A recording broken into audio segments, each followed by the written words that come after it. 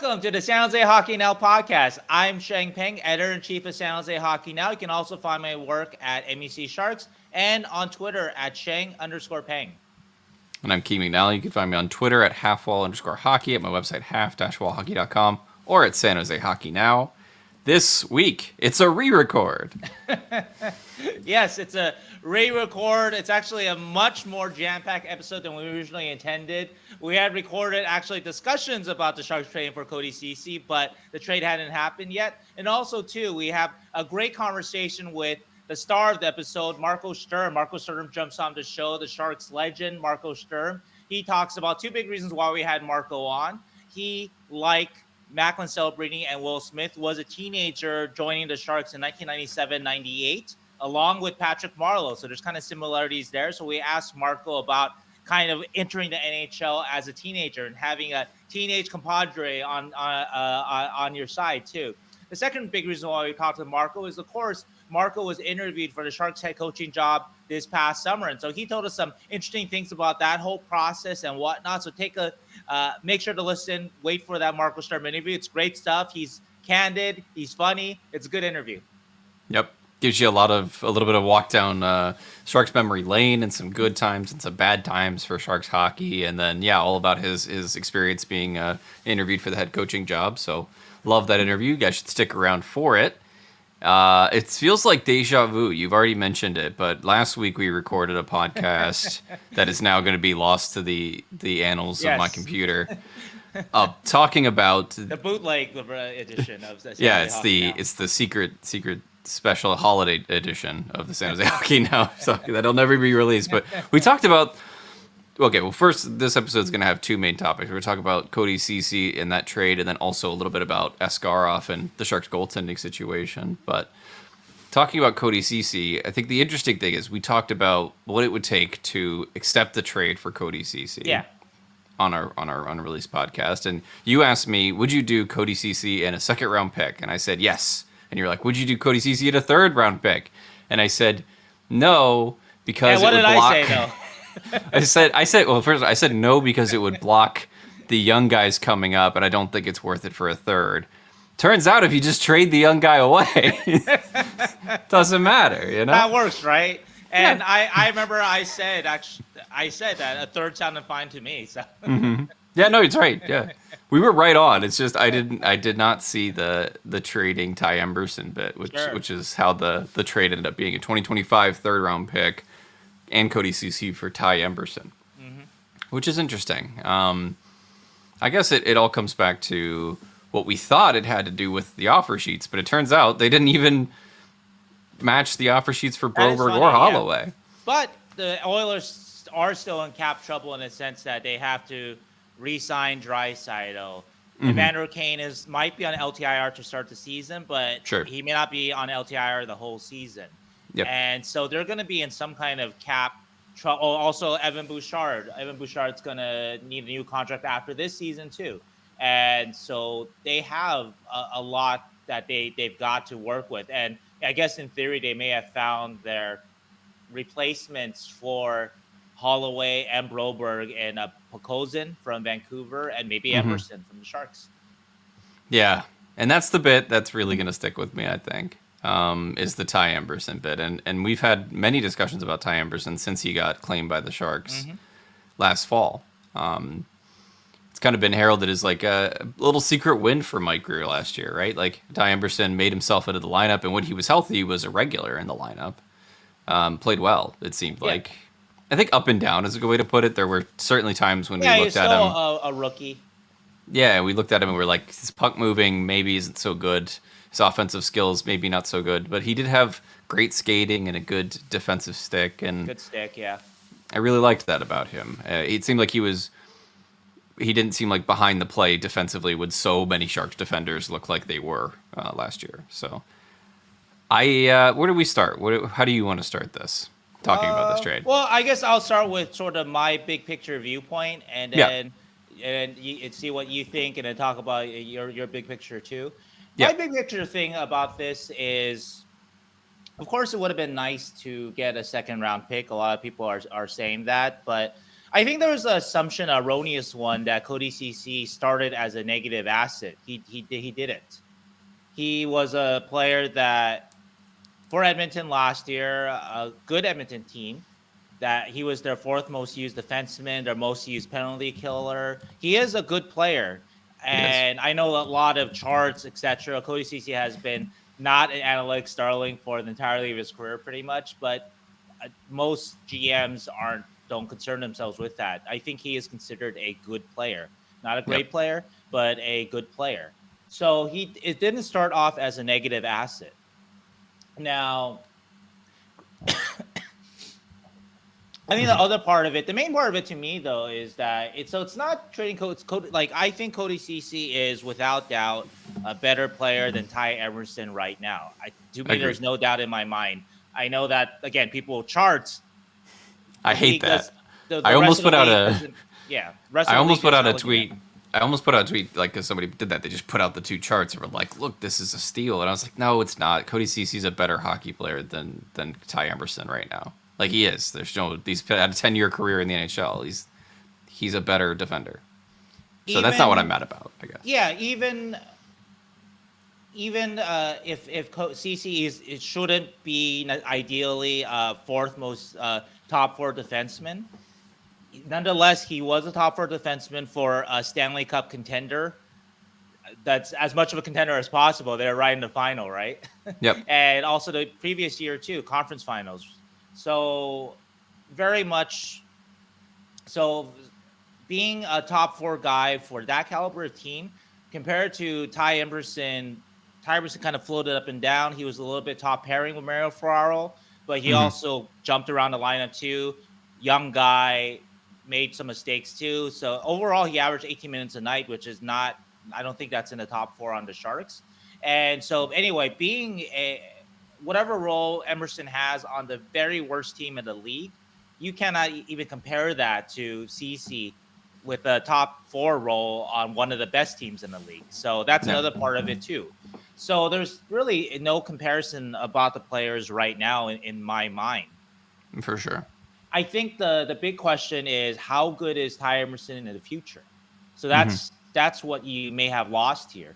And so if you think that I'm not discounting Emerson just because he's a waiver claim. If you think somehow that this guy is a future top four defenseman, okay, then this burns because you're trading a potential future top four middle pairing defenseman that a lot of cost control, right? Young, and you're trading him for essentially Cody Ceci, who might be another third round pick at the trade deadline, basically some draft picks, basically, right?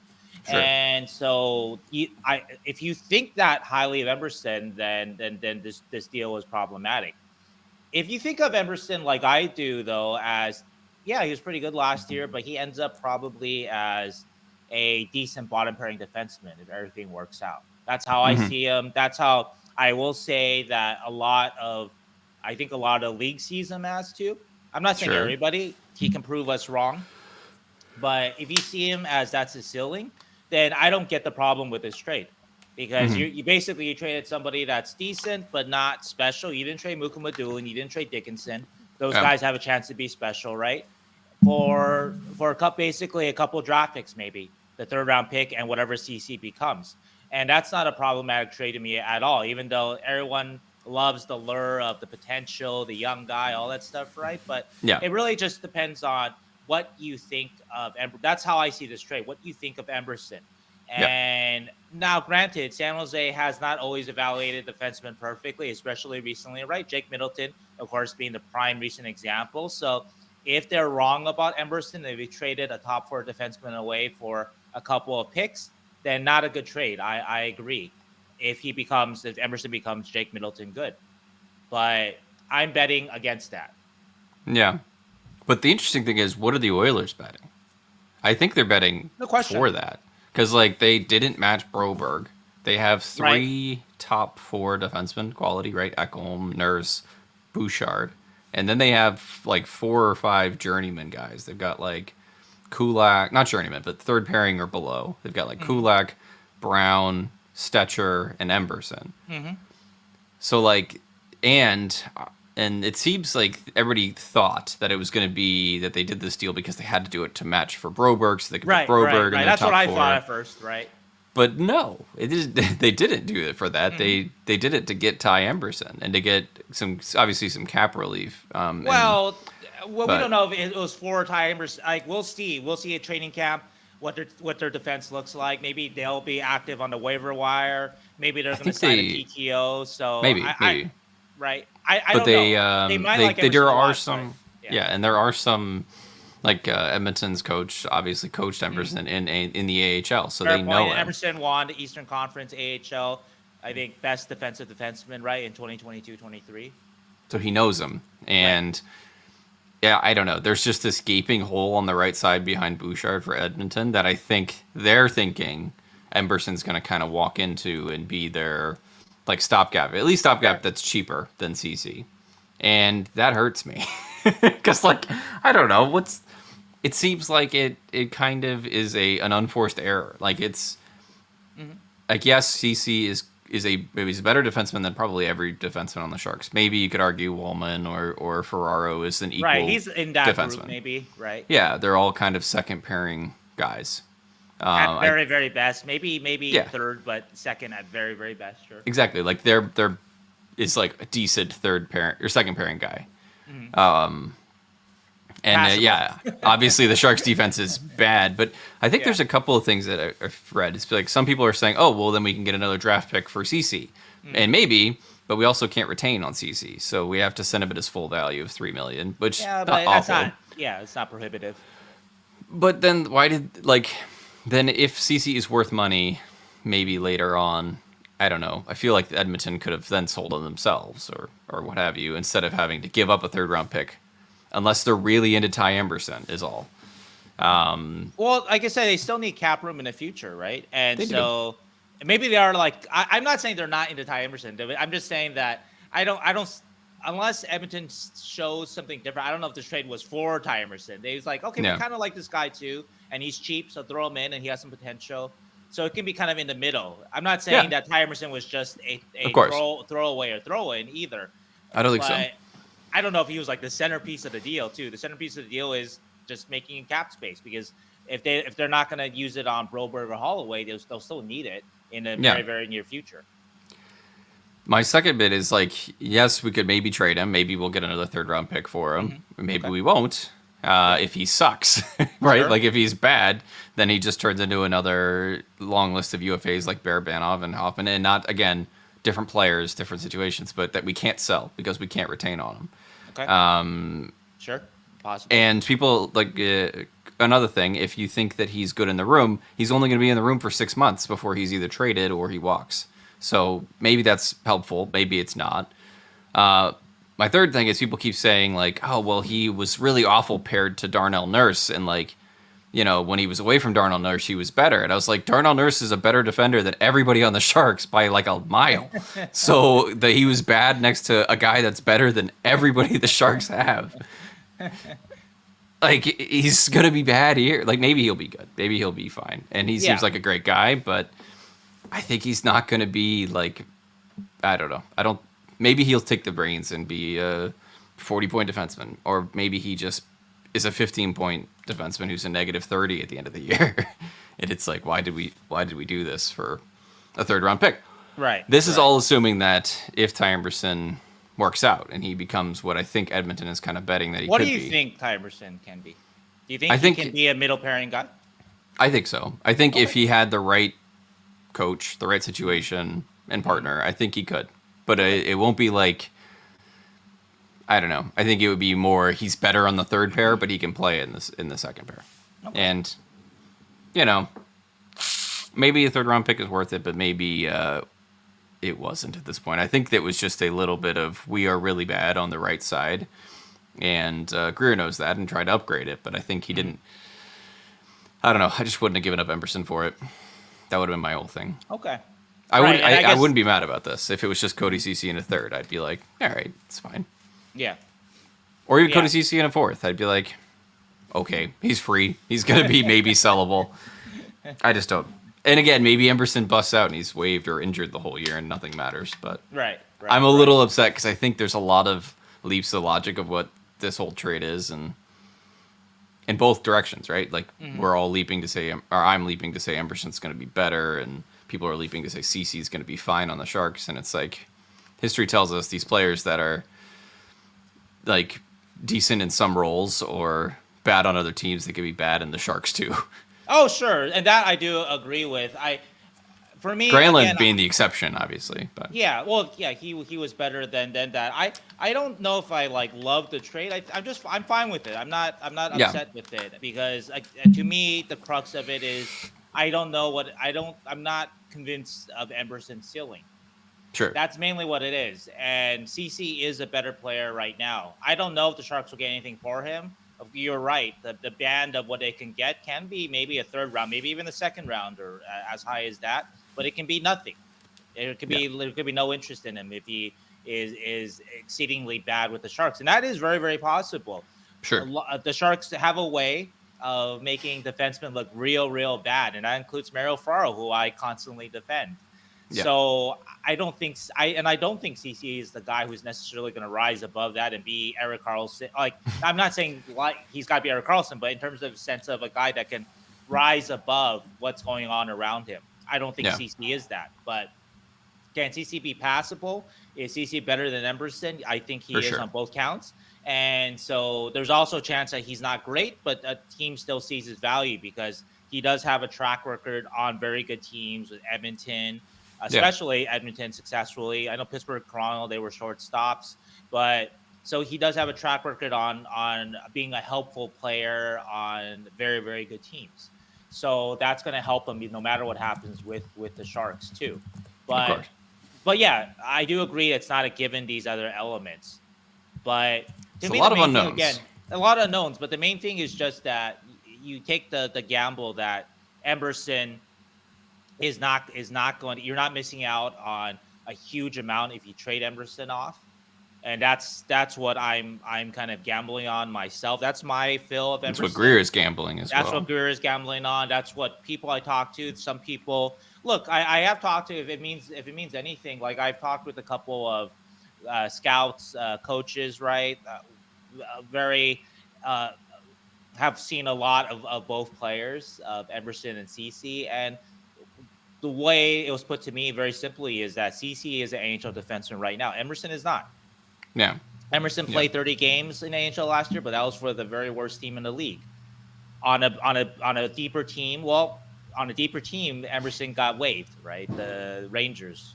A guy like Henry Thrun, who I'm a fan of, but on a deeper team, Thrun is in the minors the whole year.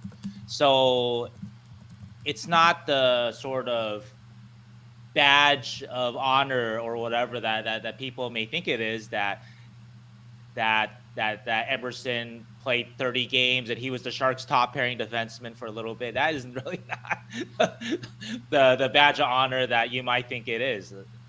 So that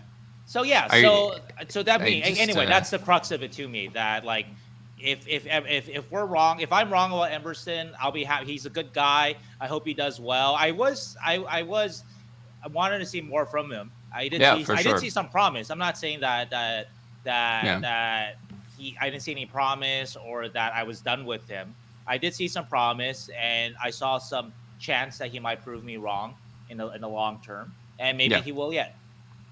Yeah, and the sometimes defenders that are like this, like Gus Forsling and stuff like that, they take a while to get into their swing of things, right?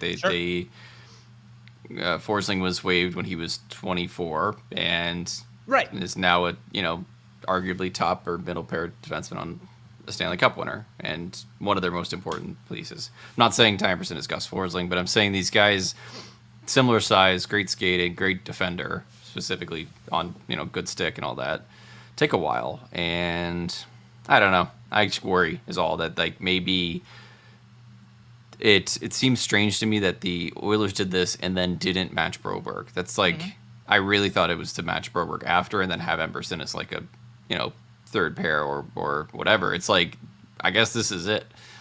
Maybe it's probably a shade of gray. Either the Oilers are wrong or my career is wrong or both. Right.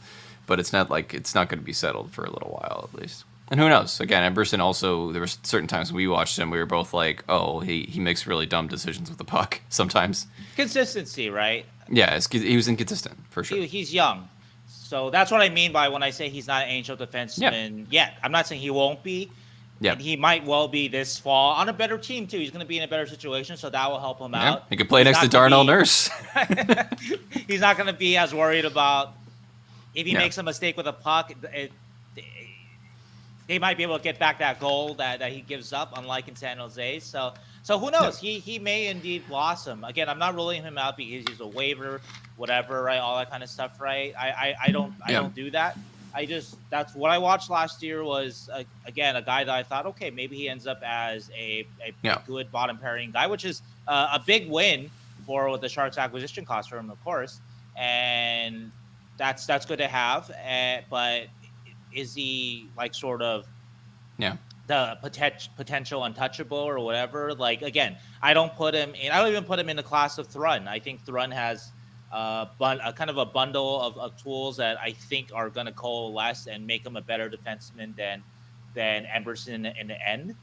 But some people may disagree with that. I know some people like Emberson more than Thrun, and I did think Emberson was better than Thrun. Though I think Emberson has a year of development over Thrun. Though Yeah, he does. Yeah, but I did think, and I have said it before, I do think Emberson was better than Thrun last year.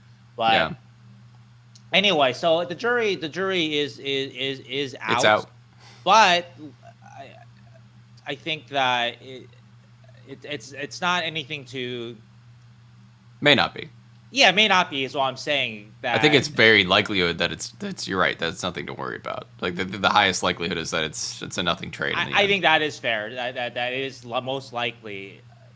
Yeah. Is that like we get a couple picks for it, and then Emberson becomes maybe a replacement level third pairing guy, and we'll that's see. the most likely outcome. If the Oilers, Emberson is not waivers exempt, so the Oilers waive Emberson and Sharks have first claim November 1st. And get him back. Sharks either reclaim him or let him pass through.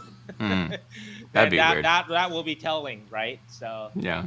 Well, we're too loaded now, right? We can't pick him up. We got too many guys now. But I'm curious. It is definitely something that will be interesting to see. Like the Oilers, what they're doing exactly. And granted, they're up against the cap, so they can't really add any high price right side acquisitions. But maybe they're eyeing somebody for a PTO that they think is going to compete with Emberson, and we'll see who's better. I think we all just kind of assumed that the reason they had to attach a third round pick was because they were over a barrel for the cap space, but they didn't technically need it because they didn't match Broberg. So that still confuses me. Again, in the future, they're still a little over the barrel, though, right? So I guess, but if this offer sheet never happened and this just happened in the middle of, July without the offer sheet, I don't know. There were rumors that teams are trying to get a second or a first from them, so maybe the Sharks were just like, okay, we'll take so then why? a lesser pick and then give you a player that you might be able to use. So. I understand that the trade deadline and the salaries are compressed and you could fit in more people, but why is he suddenly now a positive asset in 6 months on the worst team in the NHL rather than needing a third round pick to get him? You know what I'm saying? Like people are assuming we're going to get something for Cody Ceci when it's like we just had to get a third to take him. Oh, well, and he probably won't be better than he was in Edmonton, I think that part depends, right? Yeah, I do agree. It's not a given. Yeah, you're gonna get something for him, but I wouldn't rule it out either because maybe. Yeah, he's a defenseman. He's experienced. He's a veteran. He is good. I think he's better than good in a room. I hear he's great in a room, so I think that's a part of it too. Sure. That he's not just a guy that's not going to cause a row or whatever, but he's a guy that's going to be actually a big positive in a room, which is why I'm not too worked up about this trade. Unlike I've talked a lot about Hoffman and I talked a lot about AC Mon, guys like that, right? And big part of it is the room factor, which is a big part of it. So I'm not that worked up about losing Emberson like I was about AC Mon because Emerson's not that Emerson's bad in a room, but he's not like the plus ad that I thought AC Mon was, just for example, right? So anyway, yeah, it's just I think there's just the same thing. It's just there's a lot of logical gaps here that I don't like. I don't see it as logical gaps, so I think they're reasonable hopes. It's a reasonable to hope that CC. It's not a given, but it's reasonable to hope that CC will get you a pick back. That even actually, if he's as good in a room as they say, that maybe you even sign him to a cheap deal, and he's a good guy to have around during the growing years, the Sharks' growing years, right? Good steadying presence. So there's an argument for that. So again, that's what some people are taking as a given that I would push back on. Same thing like I said with Granlund too. That if the guy is really good in a room, maybe you just keep him. You don't need to just take a third or fourth or some middle round or lesser pick for him. Sure. So that could be a thought too. That maybe they extend him. They've acquired something that they think can be a part of the bedrock of the maturation of the team and a defense in the future. And CC, I think that possibility is there. Also, too, that it's a reasonable hope. So reasonable hope that CC is, if you do want to trade him, he's tradable. Reasonable hope that Emberson's ceiling is not that high, which I think that's true. Not a wild thought, right? And so I don't see them as logical gaps. I just see them as any trade. There's you take a chance, right? Yeah, it's all risk. Right. So if you talk about a logical gap, going back to Middleton and Kakinen, that one, right? And I said this back then that my thought was, okay, if you don't think Middleton is a true top four defenseman, he's only playing top four because he gets to play with Erik Karlsson and the Sharks are really crappy. Uh-huh. If you believe that, and that's what it seems like the Sharks assessed, that's what they thought, that he would not be able to play a higher role on a better team. That's what it seemed like, at least. Or anyway, okay, I guess that can make sense. But then I said back then, goaltending is sort of, unless a guy is remarkable, goaltending is not that hard to acquire. And you have a guy in Middleton that looks, to my perception, he looked more top four than Emberson did. That's true. Right? He looked more consistent. He's he's just more consistent. Also, he adds that kind of meanness and that physicality that Emberson doesn't have, right? Kind of, right? That and the standing up for the teammates, and also too, again, not to say that Emberson is not bad in a room by any stretch, but Middleton, in my impression of him, was a plus guy in the room. Yeah. Right.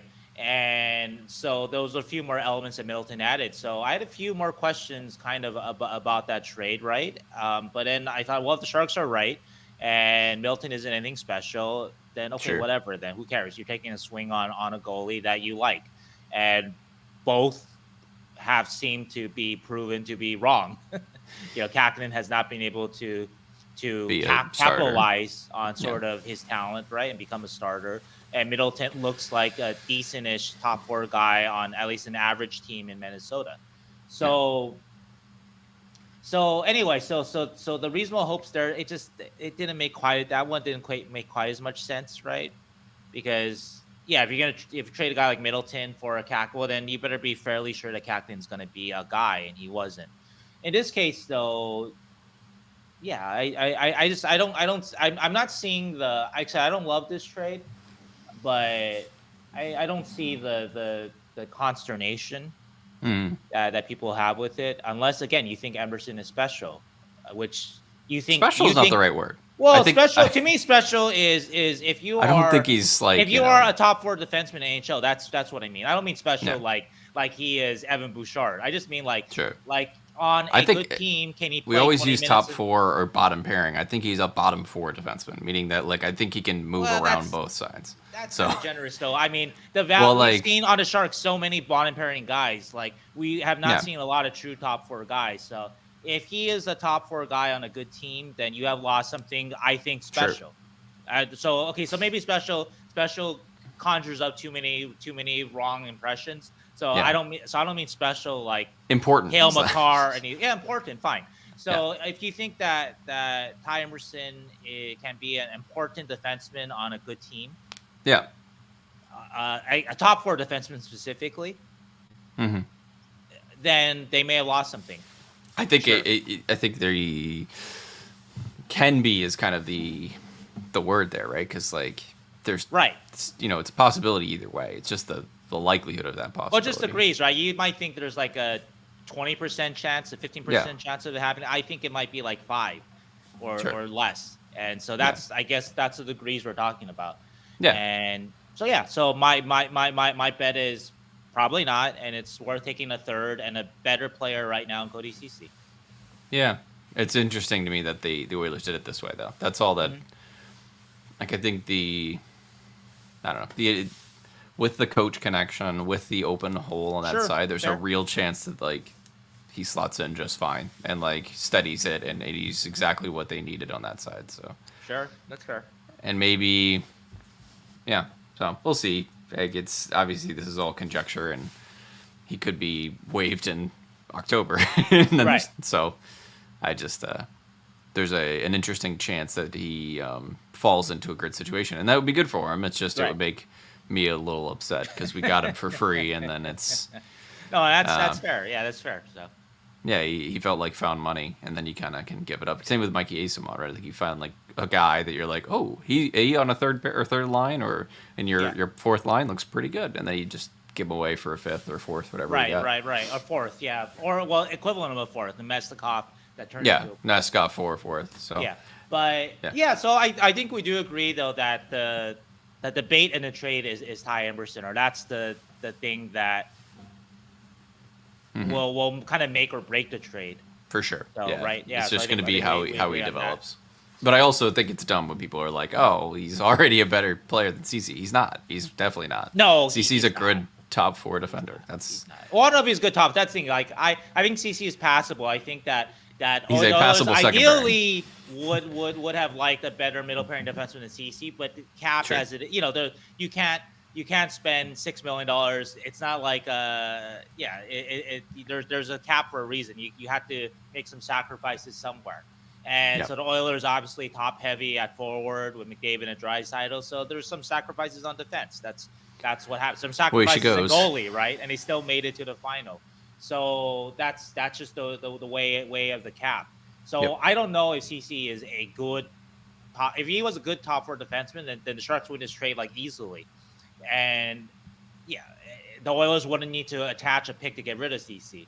So CC's game has holes. I don't question it. I actually do think he is not going to look great on the Sharks, because who looks great on the Sharks? Emberson. Nobody. Looked okay, but the curve was a lot lower for Emberson.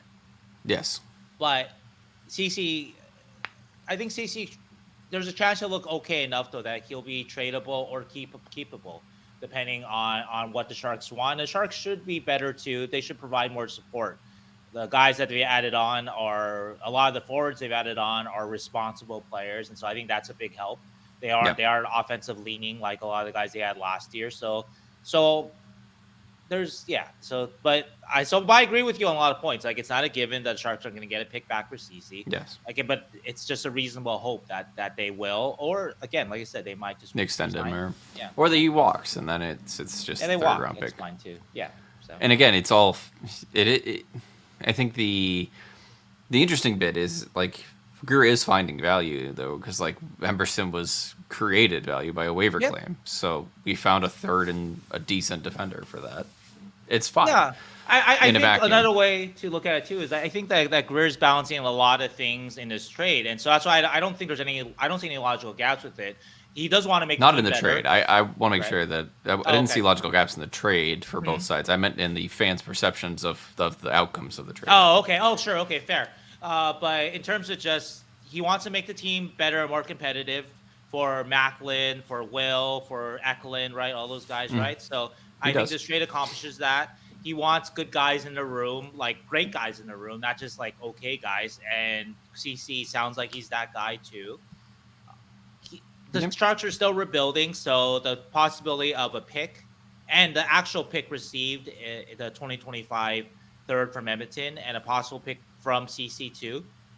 Sure. There's value. So he's balancing a lot of things with this trade, and I think he accomplishes it without, again, in my estimation, without giving up anything that of a high ceiling. So that's my opinion of it. And of course, again, that's where we disagree, because you think the ceiling is a little higher on Emberson, which he may well be. So Yeah. Again, we did set out. We were like, Greer needs to improve the defense because the defense is the worst defense in the NHL, and he has. Like Wallman and Ceci are good additions. yeah, they're credible, they're passable. So yeah, they're NHL defenders. yes, they are NHL defenders, defenders. and so the Sharks now have. Because again, I don't honestly know if Thrun would have played for a better team last year. What else are we talking about, right? Like Ruda maybe still. Burrows is a seventh defenseman on a better. He's an in and out guy, right? I think he's a good 7 guy, but he shouldn't be every night guy. Yep. Vlasic would not be playing for a lot of teams at this point. Sure. So maybe Ruda, maybe Benning if he's healthy. So who else did we lose? Jacob McDonald. McDonald is an 8. Honestly, he's a swing guy. As many goals as he scored, as much as we love him, he's a swing guy, right? He is also a number 7 at best, probably for a better team. So they had like 1-2 NHL defenders, maybe. Yeah, last year they had basically Farrell and Ruda, and that's kind of how they used them, right? As kind of anchors. Like Ruda was paired a lot with Thrun, Farrell was paired with Emberson. So they had the kind of seemed like they had like the veteran anchor guys to help the younger guys around, kind of instead of putting Farrell with Ruda, which I don't think they did much last year. Mm-hmm. And so now you've added, if you get Benning back too, you may have 5. Granted, they may all be not really great middle pairing, all bottom pairing, but still they're legit NHL defensemen. And yeah, now you've got Ferraro, Wallman, Ceci, Ruta, and Benning, right? Yeah. Okay, it's better.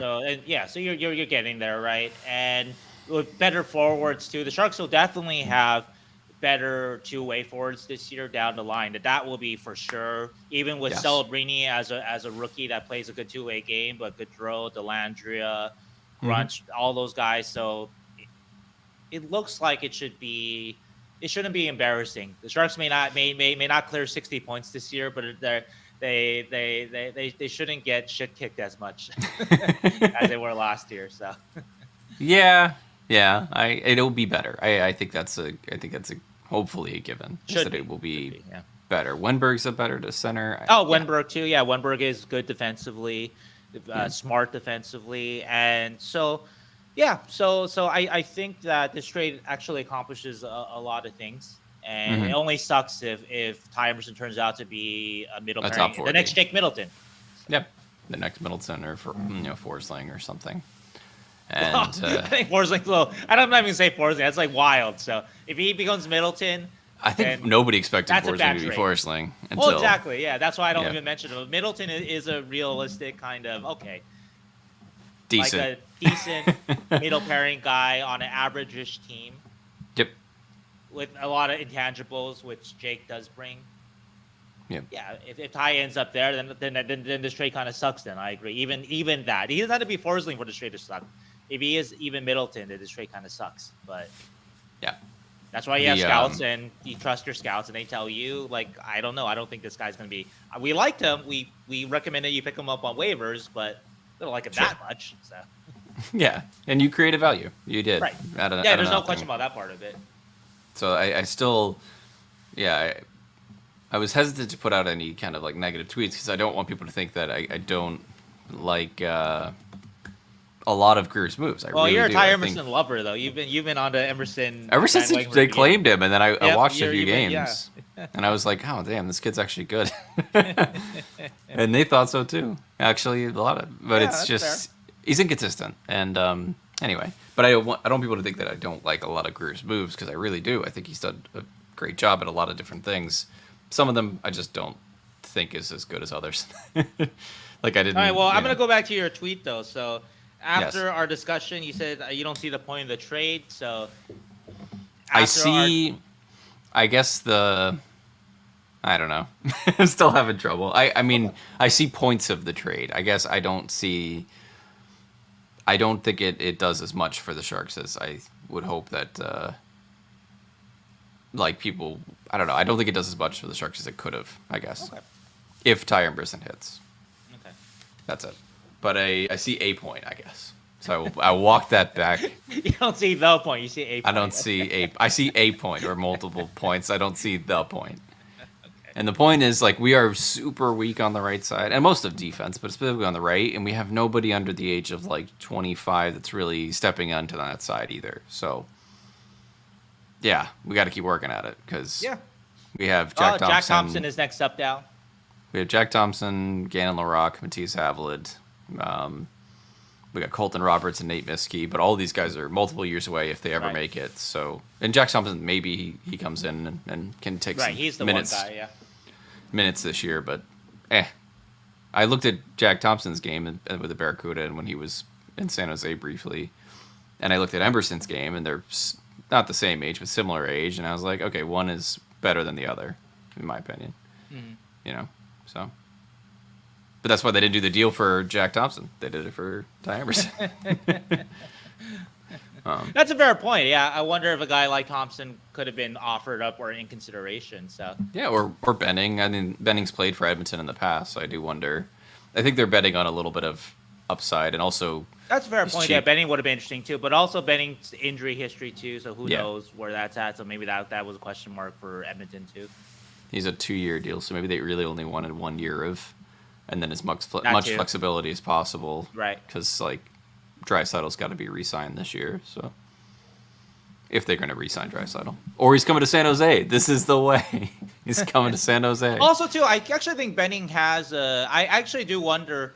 I would think that Benning, because I think he's from Edmonton, so I would think he would want to go home. But sometimes, though, you have that experience because Benning didn't play there, and maybe it's not that pleasant, too. Who knows? But I do believe that Benning also has a... This is not that important, I guess, but I think he has some degree of protection, doesn't he, or no? Oh, maybe he doesn't. Oh, I was wrong. I thought that when they signed him, he had. It's tough to say anymore. The world is dark without cap friendly, so we're all. They have this stuff on Puckpedia. It is on Puckpedia. Yeah, so I don't see. Okay, so I guess they could have traded him. So that is interesting. I would think that group of defender, Benning, Thompson, and Emberson were all kind of okay. Who do you want out of all that? And maybe you're right that they picked Emberson, maybe, or Greer picked Emberson, which either one. It's like either Edmonton really loves him or Greer kind of fell out of love with him and said, he's fine, and he did have some ups and downs. So, and who knows? Again, this will be moot if he's waived in a month. But people can call me dumb then. I'm not gonna laugh if that happens, all right? Thank you. I appreciate it. Because he could be waived and it's fine. There's always, I think people get in trouble with certainty in these kind of situations. Same with scouting. It's like you can't just be certain of an outcome on anybody. I mean, except for Macklin, he's gonna be great. But you can't be certain of anything. Same with trades. You can't just be like, oh, they absolutely failed this. F minus. Okay, well, do you want to wrap up? Let's wrap it up in a bow then. What do you grade this trade? Woof. For the Sharks, I guess. Who cares about the Oilers? We're not an Oilers podcast. C minus. I'll go with C minus. Okay. There's decent aspects of it. I like a pick. CC is a better defender than majority of what we have. I would have wanted to do it for just CC at a pick and given them Benning or nothing. Okay. That is interesting they didn't. Or Thompson, yeah. Makes sense for me. Okay. Just my guy. They sold my guy. They did sell your guy out. What are you going to give it? I'll give it a C plus or a B minus. Okay. Maybe a B minus. Maybe a B minus because I'm not as sold on Emberson. But you like the return? Yeah, the return is fine. CC is gonna be fine, I think, and I think there's a good chance that he can get a pick back if the Sharks put him up during the trade deadline. May not happen, but I think there's a good chance of that, and you get a third out of it. And he's a better player. He makes you better right now, and you don't lose a lot in the future with Emberson, I think. So that's how I see it. So good now, better now, and not too much loss in the future, even if you lose CC in free agency. Yeah. I waited a day to put out my disdain of this trade, or at least a day and a half. But. Well, C minus is actually pretty generous for. I thought you were gonna go into D or the. No, again, it's certainty. Like I'm not certain that it's the worst trade in the world. So I'm just a little upset. Not certain. I just don't see Okay. the point. I see multiple points, just not the point. All right. Our last topic of the day, because we've been rambling. This makes Yes. our podcast a little bit more exciting than last week's, because last week Yeah, was it's true. a lot of speculation. We thought maybe we would get Cody Ceci just because it made sense. The Sharks needed a right D, and Yeah. the Oilers teaming needed a I clear didn't really cap. think of Emberson though. That is kind of imaginative to not imaginative, but the Sharks don't have a lot of spots. Hey, let's just trade one of the young guys off, like you said. Yeah, it's like right. Great We're not spot. gonna Great buck- spot. I did think that they wanna. I would have found it enjoyable had they played two of the three young defensemen most nights, right? Like Thrun, Oh, Emberson, sure. and We Muka talked about that, yeah. Madulin. And now there's only two left, so and Jack Thompson, I guess. Or we are Jack Thompson forgetting. So anyway, so now we only have to play two because there's only two left, and you just sit Vlasic every night and you're fine. Love you, Vlasic.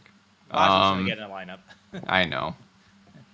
All right, so just because I guess all the NHL GMs woke up this week, there's more rumors about. Everyone came back from the cottage this week. Yeah, everybody's like, "Oh, we spent a month in Cape Cod. Shit, we got to come back." And Yaroslav Askarov has officially requested a trade from the Nashville Predators and told them that he will not go to their AHL club if loaned to their AHL club after training camp.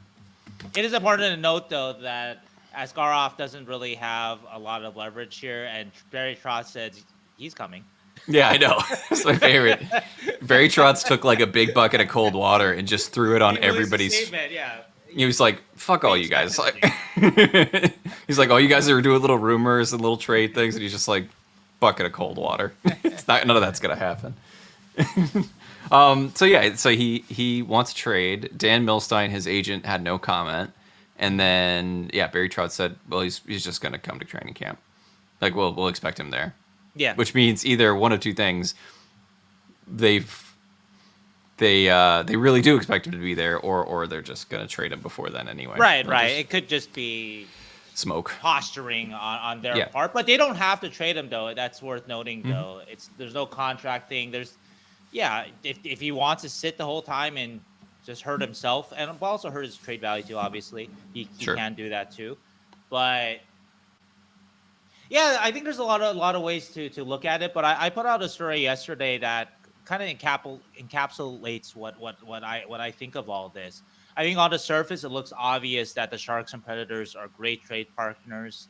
The Sharks need a high-end goaltender in their system. They don't have that in terms of a young high-end Yes. goaltender. Oh, and I They guess don't- we should mention that there was a beat reporter from Nashville that's mentioned the Sharks as a possible destination. Right.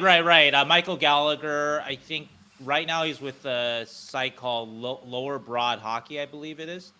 Let me make sure. But he used to be. I met Michael before. Good guy. He used to run Nashville Hockey Now, Mm-hmm. and right now he is with. Let me make sure.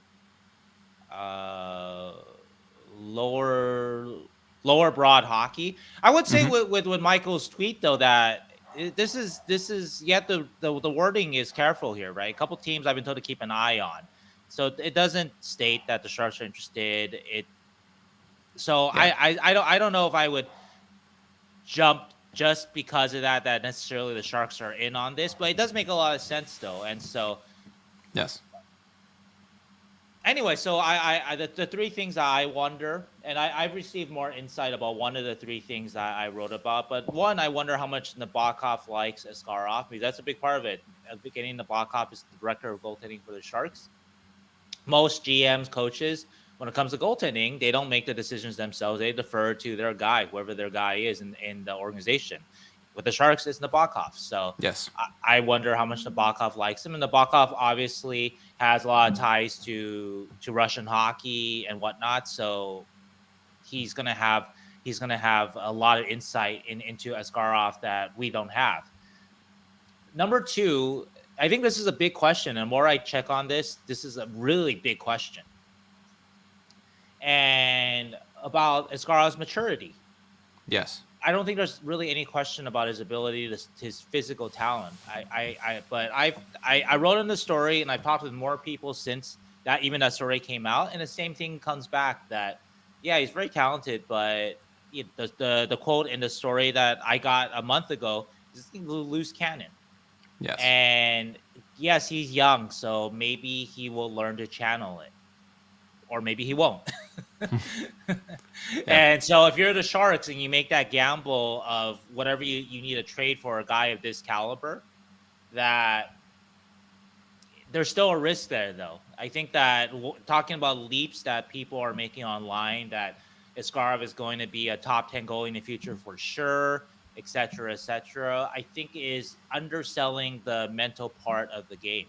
Yeah. For any hockey player, but especially a goalie, or not acknowledging it enough that this could be a shortcoming that could be why he does not become an elite goaltender or a top 10 guy in the league. Could be.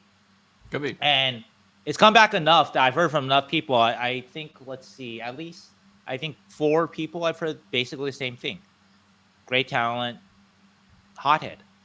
And so that's a question mark. And I'm not saying that rules out Askarov, because he is just young and he can work with that. He cares too. That's another side of it. So there's nothing wrong with that part of it. But he's obviously got to channel that, and it has to be not counterproductive to his success, which I think he has been to some degree in the AHL. And I think there's been some examples of that. I think he clotheslined somebody in playoffs last year, but I don't know why. But so I think that's a big question. And then it comes back to, and I wrote this in a story I wrote about Askarov about a month ago, about what it might cost the Sharks and his ceiling, all that kind of stuff, right? Like any kind of team building, usually if you have a younger and cheaper and arguably just as talented guy, comparing Askarov to Saros, Saros 29, and the Predators just signed him to an 8-year extension. So Saros is going to be 37 at the end of that extension. It's a big bet on an older guy.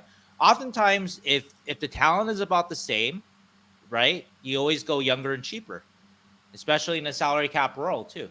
Sure. And so why did Nashville pick the older, more expensive guy? And that is a very, very fair question that I think when people are willing, we gotta get this guy, that I think you have to ask yourself. And so I'm not saying that I have the answer for that. Like I said, I talk to people, and the suggestion is that there is questions about his maturity, not necessarily off the ice, but on the ice, in terms of just hurting his team when he is on the ice. So I think so anyway, I think those are the very, very big things that I wonder about, that I think the Sharks, I'm sure, are doing a thorough investigation, or they already know through the Nabokov what they think about that. And the third question I had is a much smaller one. I just wonder if he won't report to Milwaukee, will he report to the Barracuda? Because right now Askarov would be blocked by Blackwood and Vanacek. Yes. But it's a different kind of thing, though, because Blackwood, Vanacek just have 1 year left, as opposed to Saros. He's not really blocked by them. And of course, you could just say, okay, promote Askarov and just trade or waive one of Blackwood or Vanacek. So that's not really a huge block. But I think a couple of things are interesting here. Mm-hmm. First one is, I think I mentioned this, I don't know, last time we talked about Askarov. It's we've heard forever, or at least I've heard forever, that Askarov is a little bit of a hothead and a little bit of an emotional goaltender, and the Sharks haven't developed a goalie through their system like that in a while, right? Like, through Nabokov's tutelage, we haven't developed that. So is Askarov the first one that we really need to? It's the guy that needs a lot of a careful hand, and a experienced goalie coach like Mitch Korn is having issues with, right? Like, well, I don't know. We don't know if Korn is having issues with them, but I guess I would know that, right? But I don't want to put that out there. I don't think we know that Mitch Korn has an issue with it. But again, there is a reason why they took the older, more expensive. There's something, right? And I think I mentioned that last, actually on the unreleased episode. It's like, why did they sign Scott Wedgwood? Why did they do UC Soros? And it may just be that he's either not ready or not that good. It could be one of the two, or they have And an it issue. doesn't sound like it's a physical talent issue, though. That's Yeah. what I think He's everyone not seems ready. to agree, that he is very, very talented. He Yeah. has all the physical tools. Yeah. And so if that's not the problem, then He's that's probably not then ready. then you start to ask about maturity and things like that, right? Where that Yeah. becomes very, very possible. But I just don't want to make the leap that Mishkorn has a problem. He may or may not. And Sure. Nabokov may have the key because Maybe. he speak the language, whatever. Maybe. So who knows? So I've said this, I maintain this consistently. If the Sharks really like him and they think that he's a top 10 guy consistently in the future, and they believe they can work with him, then it's just like the Emberson thing. You don't believe that much in Emberson? Okay, trade him then.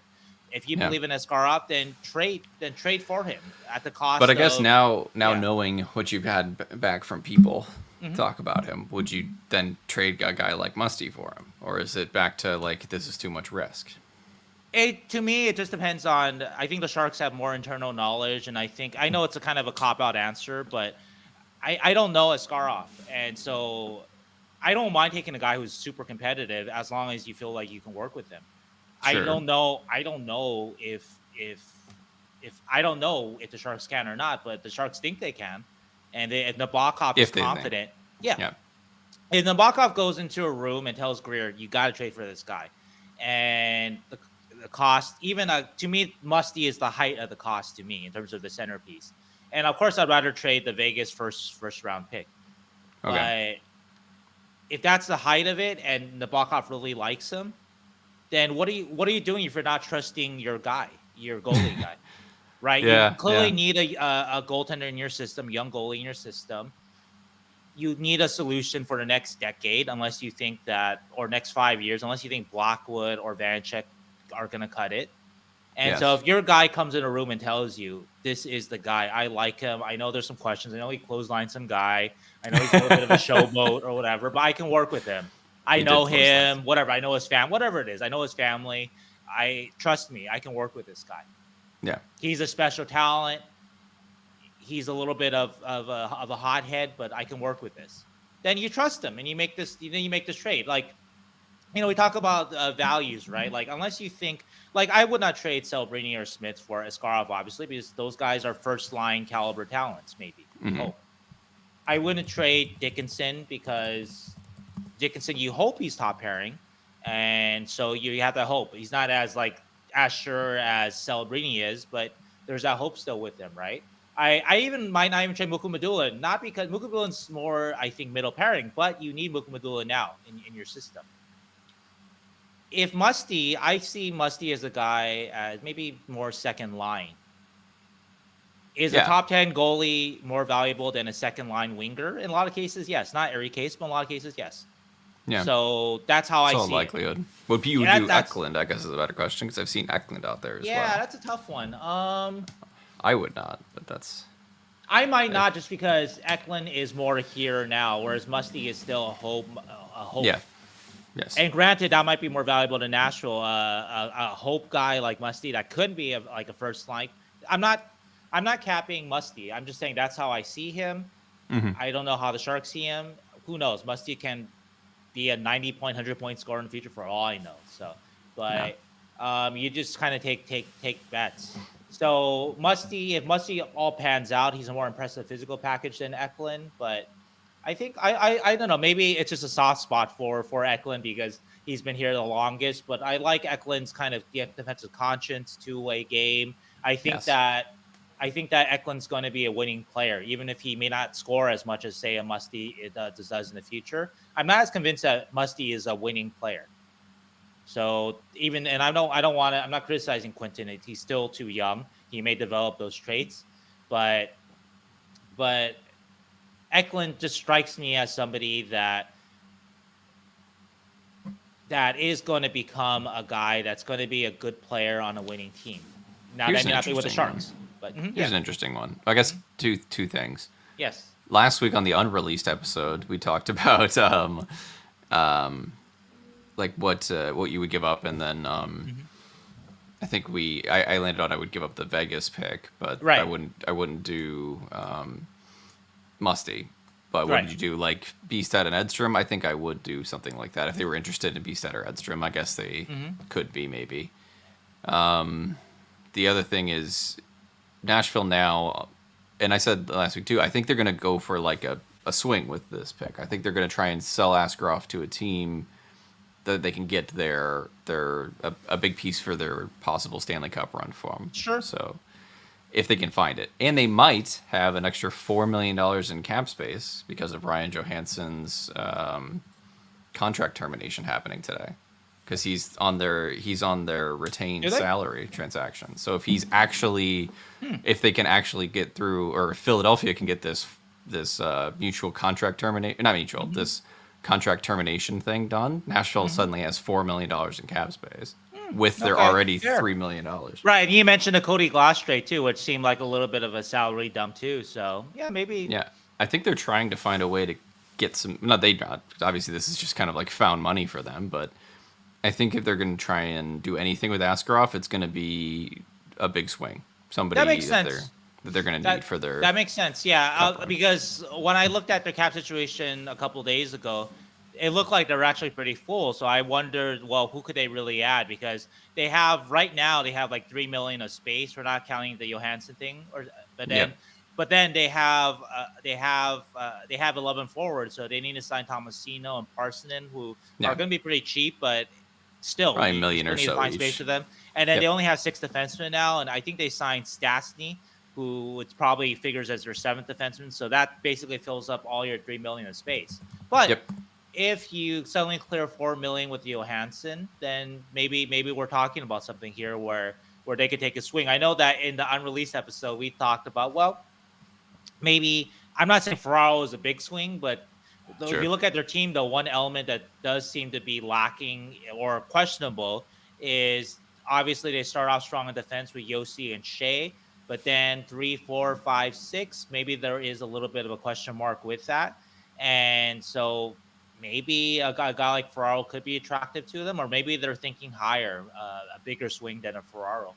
Yeah, like a Cody Ceci type. No, I don't think so. But so Ferraro wouldn't, I don't think, be the only piece. So I think if you're imagining that, like Ferraro and Bordelot, like keep dreaming. Maybe Ferraro and like Nico Sturm. I think the Vegas pick. Maybe the Vegas pick with Ferraro. Nico, yeah. I mean, they still need to come back with something like a centerpiece. I don't know, just something. Even if they don't need a first round pick, it's just an asset in the future. So they need. I think they need a centerpiece kind of thing. So I think that helps them, like a Ferraro and a first round pick, or I know you guys, Rusty or Edstrom. I know Edstrom is more preferred than, so maybe Edstrom, maybe Ferraro and Edstrom. I think Edstrom might be slightly. I mean, him and Bstad are pretty close, but maybe Edstrom's a little more highly regarded now. So. In terms of Sturm, I did hear that. I know JD mentioned it on his podcast, but that really depends on who they have at 4C, who I'm not sure about. Or Mikhail Granlund. Bam. They used to play for him, right? He did good work for them. But let's see, up the middle, they've got Stamkos. They've got O'Reilly. Yeah. Mm-hmm. So... Yeah, I'm trying to think how much. Yeah, does Stamkos still play a lot of center? That's what I don't. I think they had talked about maybe he'd play some center after they signed him. It's kind of like what they were thinking. Is he might go back to center, but he mostly plays wing in Tampa. Yeah, Sissons. Okay, so maybe they're. Yeah, they have Novak up the middle too, who's decent, and then McCarron, or maybe McCarron might be their 4th line center. So I don't know if they need a Sturm. I'm just looking at it like if there's a need for a Sturm, then that could be a little bit of a plus. And also they got to fit because Sturm is a little expensive for a 4C. So then and then you have to take somebody. Ferraro in it too, right? So you have to take somebody.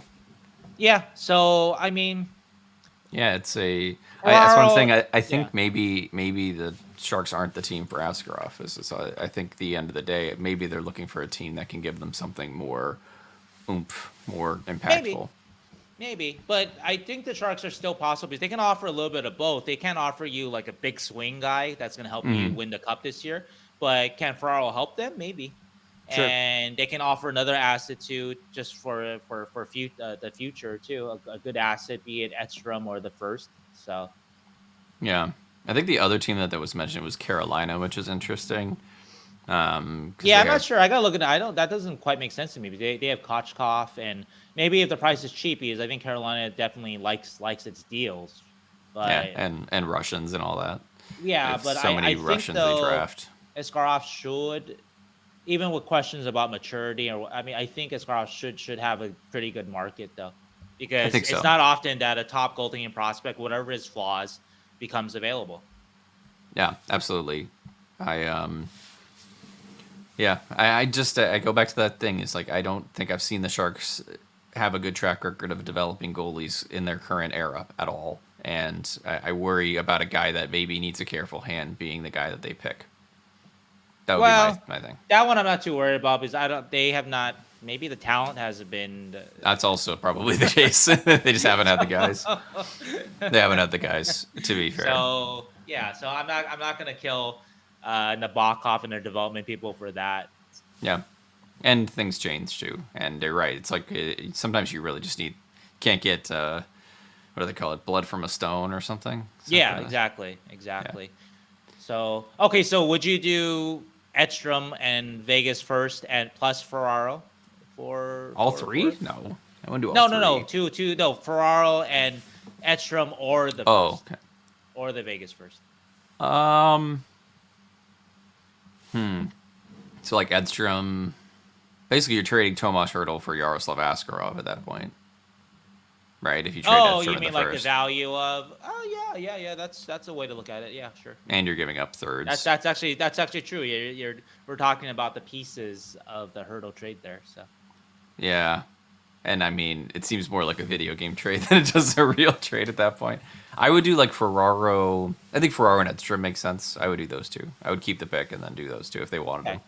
yeah. And Nashville does have 2 first-round picks already next year, 2025. So maybe they don't have as much of a need for the Vegas I pick think they'd be anyway. more interested in So like B-Stat because he's probably a little bit closer to. I mean, he's here in North America as opposed to Edstrom being in Sweden for another year. that So part I don't. I mean I think people they're might get too looking for focused on they're trying to long win, term. so everything they get back needs to be a winning piece. That's That's not. fair.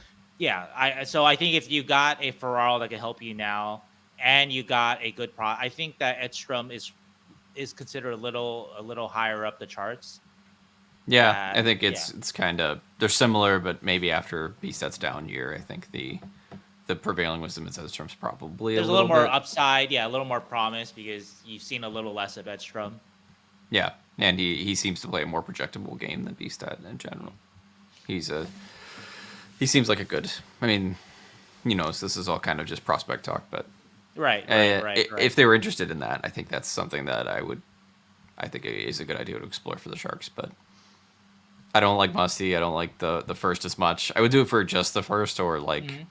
I wouldn't do it for just Musty. I What think. other weaknesses does Nashville have in terms of they have a lot of scoring, obviously. They've added that. I don't know. Again, I'm not sure that they need a center as much. Between Stamkos and O'Reilly and Novak and Sissons as I guess kind of a 3C maybe, and McCarron is decent. Yeah, I mean, yeah, I think it's really So just their defense that probably yeah, needs a little three, bit. 4, 5, 6 on defense, right? And you probably have to take on some money back probably too. So that could Yeah, be whoever they've got. Shen Yeah, or Shen. yeah, So, something like that. So or this is just Barry Trotz saying, "Screw you guys. There's no way. Like you're trading him anyway." So, like because he put that out. Like mhm. he's gonna come to training camp. So, I think a lot of stuff could. Although this new Ryan Johansson thing, maybe this really does open up the trade market, and they Yeah, can. maybe they kind of knew that was possible, and then like you talked about trading Cody Glass, so suddenly Yep. some money opens up here that maybe they trade for kind of an expensive guy that can help them a lot on defense, basically a number 3 defenseman. And as much as I personally like Ferraro, there are better number 3 defensemen in the league than Ferraro for sure, For sure. and just question of if you can get them or not, if you can acquire them or not. So Nashville's had an maybe that's what they're interesting. lining up to do. Nashville's had such an interesting thing because it seemed like they were like headed for a teardown, right? Where they traded like Ekholm and they bought out Duchesne and like Yep. it just seemed like they were ready for a teardown, and then all of a sudden they're like, all right, we're gonna compete. Everybody's here. We're gonna get more guys. And out of nowhere, they've got like a very good top six, and Saros is great. So the prospect pool isn't awful either. It is very interesting. You look over their team. I agree. It's kind of inexplicable in some ways too. You look at right now, at least as long as Johansson is on the books, that they have 11.8 earmarked for players not playing for them: Duchesne, Johansson, Turris, and Ekholm, and that should pretty much take you out of same of cup contention just off the top. But somehow they make it. Even the deal for Forsberg, which I think some people have questions about because of when it ends and how old he's going to be, just like the Hurdle kind of trade. But he's been better, I think, since he signed that contract. Right? He put up like or a couple years ago, he put up 48 goals last year, which he hasn't. I don't think he's ever been close to. Right? Wow. So, he had 42 a couple years ago, but like he's gotten better though. I mean, he basically throughout his early 20s, he was a 30 goal, 25 goal guy, and then he hit 27 and now 42, 19, 48, like a Chris Kreider kind of track here. So he's actually outperformed his expensive extension. So it is really interesting their track. It's all kind of worked out. So yeah. And they got to. But it also can blow up in their face though, because you look at the ages of these guys, right? Stamkos 34, Marchessault 33, O'Reilly. People thought was a little bit done, right, or not as good as he used to be, but he had a nice comeback season for them last year. 33, Nyquist 34. So, Yossi 34, Shea 30. So they're older. It is kind of an interesting group. I don't see the Sharks getting the Askarov deal. I think you don't think so? Yeah, but I also said that we weren't going to get Ceci either on the unreleased podcast. I think I predicted, even though I was fine with the third with Ceci, we did do predictions. I think I said that they wouldn't either. I thought that they were going to get somebody off of waivers maybe. Yeah. Yeah, that is what I said in our unreleased episode. We'll never see the light of day, but who knows? I just think that it seems like it's one of those things that he's going to hold out till training camp, so he probably won't get any, unless they get a deal that it's like, all right, we're doing this, right? For the good of our Stanley Cup hopes. But I don't think it gets done until training camp at least. I guess part of it is how much they like a Ferraro or something. Yeah. Yeah, he does seem like a Nashville Predator. I don't know. Like, so you ever see a player play and you're like, I could see them with whatever team, you know? Sure. And I don't know, Ferraro always reminds me of a Nashville Predator for some reason, and a San Jose Shark. But and again, maybe they want Cody Ceci. All right, I think we've rambled on for a while. What else you got? Anything else? No, not really. Yeah, listen to our Marco interview. It's great stuff. Thanks for your patience. Getting this episode out took a while because of stuff, editing concerns, and timing concerns, and internet and problems. Stuff happening, and internet too. So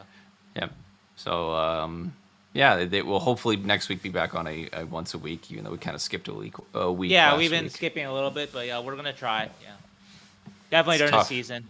Yeah. It's tough in the off season. Less things to talk about, but Sharks made it fun. So, all right, Al. I hope you have a good week. Bye.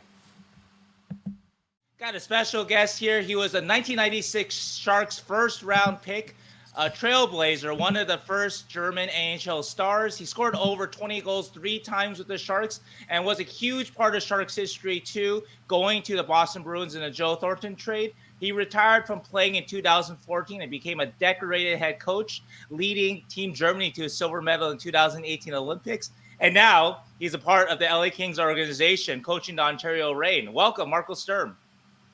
Hey, guys. Thanks for having me. Marco, I just wanted to get you started here with, I want to go back to your rookie season with the Sharks in 1997, 1998. And the Sharks had 2 teenagers on the team, you and Patrick Marleau.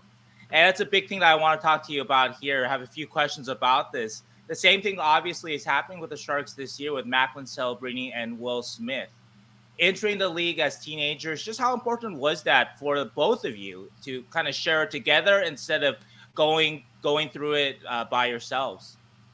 Yeah, it was definitely big for me, and I think for Patty too.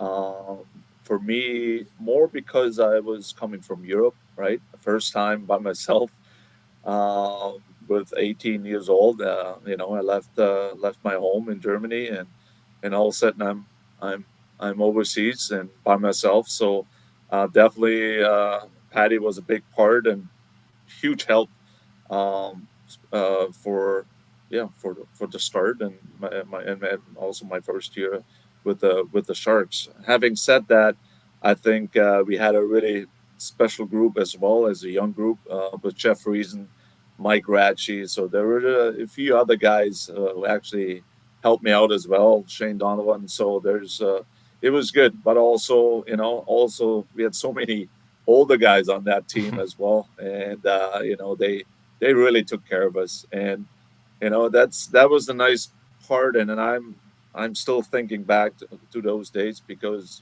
those guys, the Tony Granado and all those guys, the Ricci, the Thornton, we're still in contact. We're still very, very close, and that just shows you how close we were, when I was the time I was there.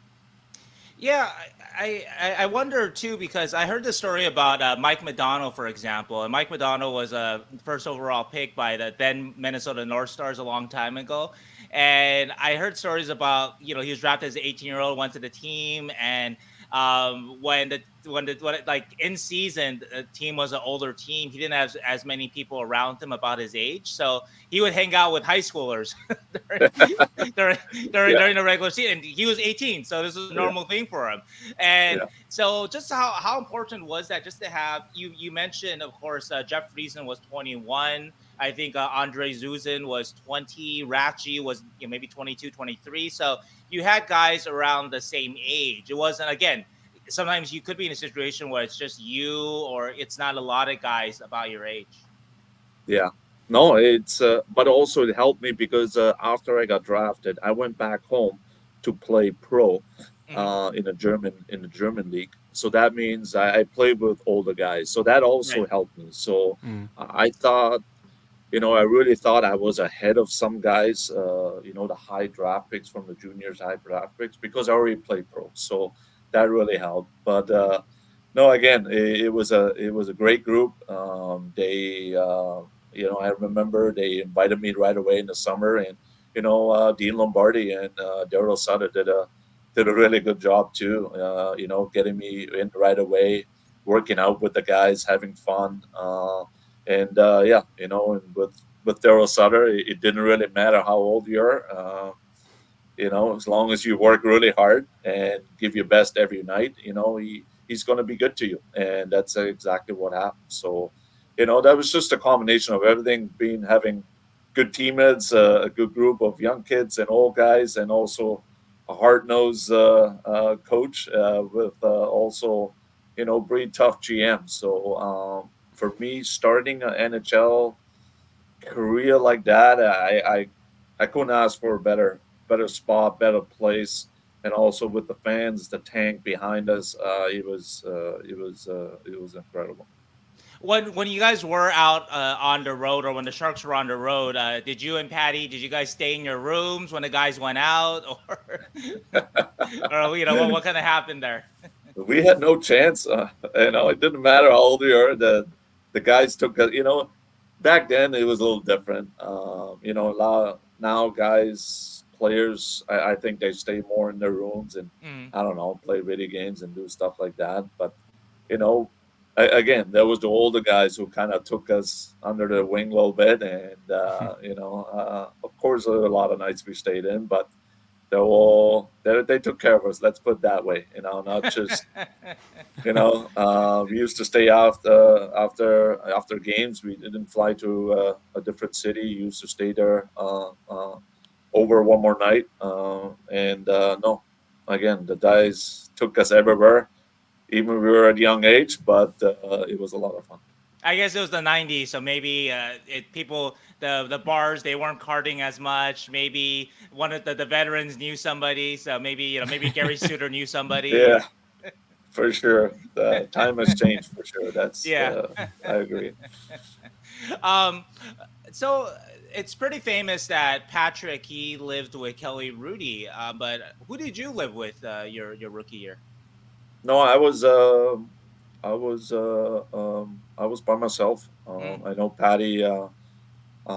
He had a great mentor living with Kelly Rudy and also living with him. I think that was awesome. He loved every minute of it.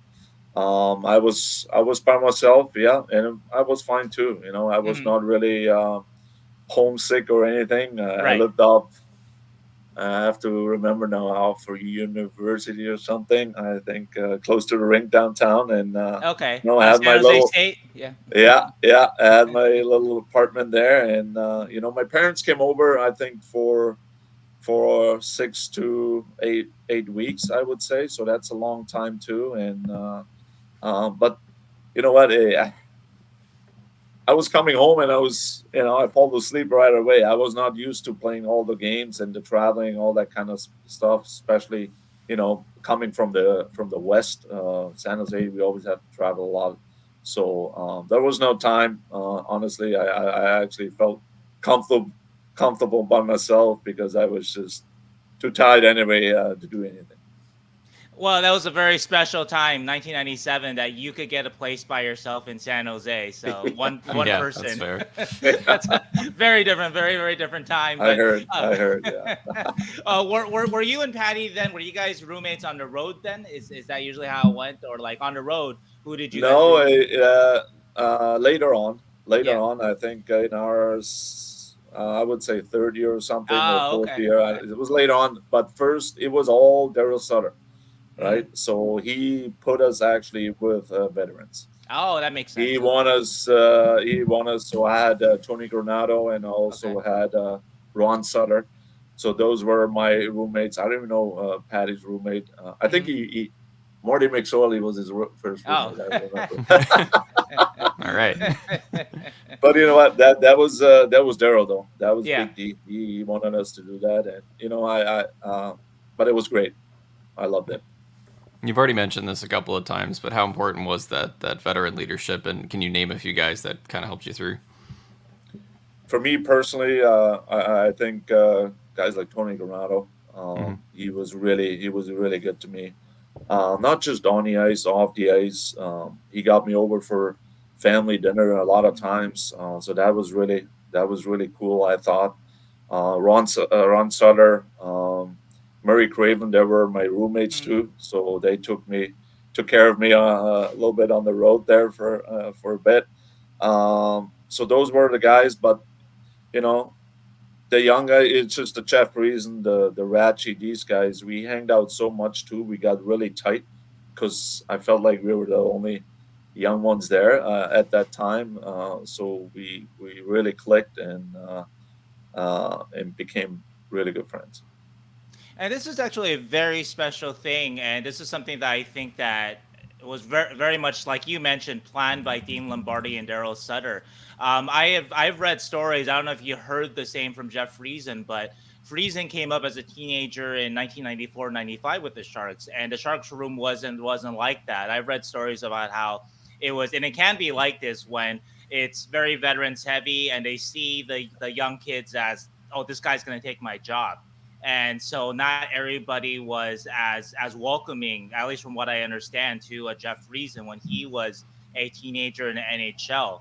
And so this is very very very important what Dean and Daryl set up for you guys, and I think Yeah, that it's yeah, very important too. And they think in the same way what the Sharks are trying to set up around a Macklin, Celebrini, and a Will Smith, that it's not just about, very important to have two young teenagers coming in together, but also the guys around them. And so yeah. I don't know if you know any of the veterans that the Sharks have added. I think like Tyler Toffoli, for example. He was still in the Kings organization, I think, right when you joined, right? So I coached Top. Yeah, no, yeah, yeah, yeah, yeah, that's right. no, yeah, So, okay, yeah, can you kind of speak to that part of it? That the guys that the veterans that the Sharks have added, yeah, just how that hopefully that all comes together like it came together yeah, for you and Patty in yeah. 1997. No, it's still. I think it's still big, and it's still a big part of the game that um, that teams need veterans, right? And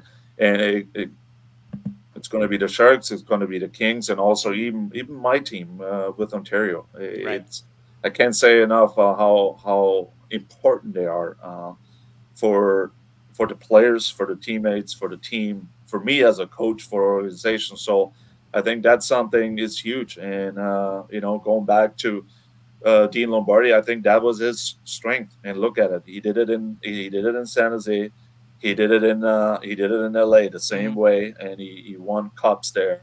So he knew exactly how to build a team, and that, like you said it perfectly. It always included a big bunch of character guys.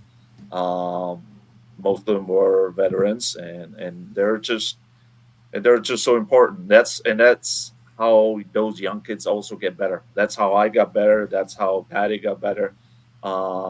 We pushed ourselves, yes, but those are the guys who kind of remind us every day what it takes to be an NHL superstar. So it's nice to see that that part is still big. And I wanted to ask you a couple questions about your Sharks career. There's a lot of topics that I want to kind of jump Mhm. around to here. So, but just in general, looking back on your Sharks career, just you were traded in 2005 for Joe Thornton. Just how tough was that in the sense that you were drafted by the Sharks? Maybe you're hoping to stay in San Jose your whole career because that's what every kid thinks about when they're first drafted. You had told me I think a couple years ago that you actually had bought a house right before the Joe Thornton trade in San Jose, Yeah. and so just overall, just like that mind shift, like, oh, this is a little bit of a business and that sort of thing. Just how tough was that when that trade happened? Yeah, it was really tough. I didn't like uh, Mr. Wilson for a long time, right?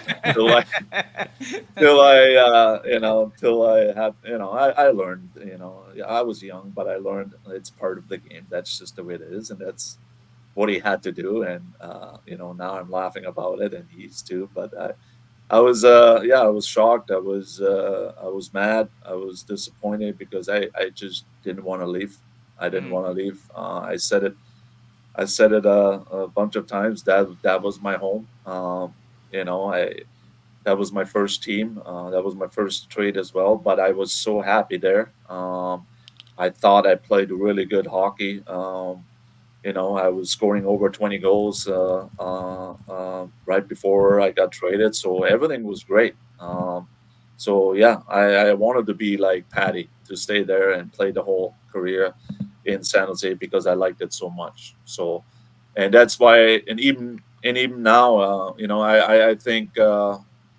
I think people know the San Jose know people, the fans, how still close I am to the Sharks because of it. Even in my whole career, every time I came back to the tank, it was like I couldn't wait to get there. It's still very very special. The time I went through now as a coaching, the whole interviews for me it was unbelievable because of the time such a good time I had and the start I had in my NHL career with those 7 years in San Jose. So it all goes back to those kind of years, and it doesn't matter what happened, but the Sharks will always have a special place in my heart. You mentioned Mr. Wilson, but the Sharks had two Mr. Wilsons back Yeah, then. That's yeah. true. Actually, that's why I said Wilson is because with Ron, I don't know. I was. I'm not saying I didn't get along, but I had some battles with him too. But yeah, Doug Wilson obviously he's the boss, and he pulled the trigger. You had mentioned actually that season you got traded, that you felt like Ron Wilson wasn't as happy with your game, and so looking back on that, just what sort of what was going on there behind the scenes in terms of just what how he was using you and whatnot. Yeah, no, it's I thought we had a really good we had a good team. We played fast. You know, the year before Ron took over, so he wanted to play that really fast, open style kind of game. What's actually good for me anyway. I think the problem was not sure if it was about me personal. It was just we kind of. It almost felt like or they felt like we kind of got stuck a little bit. We didn't move really. We didn't took it to the next level. Right, I right. think, That season started off slow for the yeah. Sharks, of course. So Yeah. a personal, that was my probably points wise and everything. That was my best year ever. Yes, I had a strong year with the Bruins, but yeah, no, it was a tough year for me personally too. It's not an excuse, but in the summer, my mom passed away, so a lot of things happened Right. over that short time, and it was not easy. And but again, this is part of the business, and it's not easy. A lot of people think, yeah, it's all good, but it isn't. And no, again, I didn't want to leave, but things happen for a good reason. I always believe, and I got to Boston, and I had a really nice time there too. So everything worked out. Right, right. It is a good reminder of we forget often sort of the cost of these trades to athletes, right? Like you mentioned that summer, before you got traded, your mom passed. You Yeah, had just bought a house in San Jose, I just bought a and house. My wife was yeah. pregnant. Oh, that's right Oh too. my Yeah, gosh. yeah. Mention that My too. wife It's a was rough And then you pregnant, time. and got my son was a year old. I'm like, okay, that's great. And I got traded on the road in Dallas, and I right, Yeah. right, didn't right. I didn't see my family for like 2 months. Yeah, we heard that. Um, We've heard that yeah, story a couple of times from people that so they getting pulled off like pre skate for that game in Dallas, Right, like you just and how Brad last and minute it Wayne. yeah, was. yeah, yeah. Yeah. And we, Queens, and we didn't pack. We packed for one road game, right? So Oh we got no. into Boston, and it was you're from this area, so Hmm. um, we we got Shirt there, on your we played back. there, and the next day there was a snowstorm. So I'm like, okay, we have no jacket, we have nothing. Oh my gosh. But that's it's funny now. It's funny When did you you mentioned that you were upset at Doug Wilson for a little while. When did you just sort of come to terms with it? Did you run into Doug somewhere? Just sort of uh, bury the hatchet a little bit? Just when does that happen in your career that you're like, yeah, I understand why Yeah, you did no, it, even I'm though it not gonna sucked. lie. For Yeah, yeah, for me personally, it took me 3 years. It three really years. did. Okay. For me personally, but then later on in my career when I get older and I understood, or now I understand the game better Right. behind the scenes. I guess as a player, as a young player, you just play and try to have fun. And but with Doug, Doug was really good. Especially after I was done playing hockey, he Mm, always invited me. Um, he let me do the puck drop one night, and stuff like that. I think that's where he was really good, and that's why guys like to come back to San Jose, right? Because there's always something. I always feel like it's a one big family, and mhm. I always feel welcome every time I step to that arena or even to the city. So I think that's a big plus, and that's I think part of Doug Wilson what he created the time he was there. Right, right. That family atmosphere, right? I remember speaking with a lot of players a couple of years ago when Doug left the Sharks and just about sort of that atmosphere that he created, right, Yeah, for the Sharks organization. But one more question about your Sharks playing career, and it's something that I wondered. I was thinking about it. I was wondering which playoff loss kind of hurt the worst. You have 2002 against the Colorado Avalanche in the second round. Teemu Solani hits a post. He has an empty net in Game 7 and a yeah, 1-0 loss, right? So that's gotta grind your gears a little bit. Or was it 2004 in the conference finals where you actually didn't play in it because you had yeah, suffered a season-ending knee injury? So yeah, you could have yeah, been. It was a 7-game series, so they definitely could have used Marco Sturm out there, and maybe yeah. you could have made a difference to go to the finals. So which one kind of stays with you more, or are you kind of it's too long after the fact, so you don't think about it. No, it's funny you said it because I remember the one when I was hurt because I was trying to come back, and Mm. we played in Calgary, and that was my first time skating again.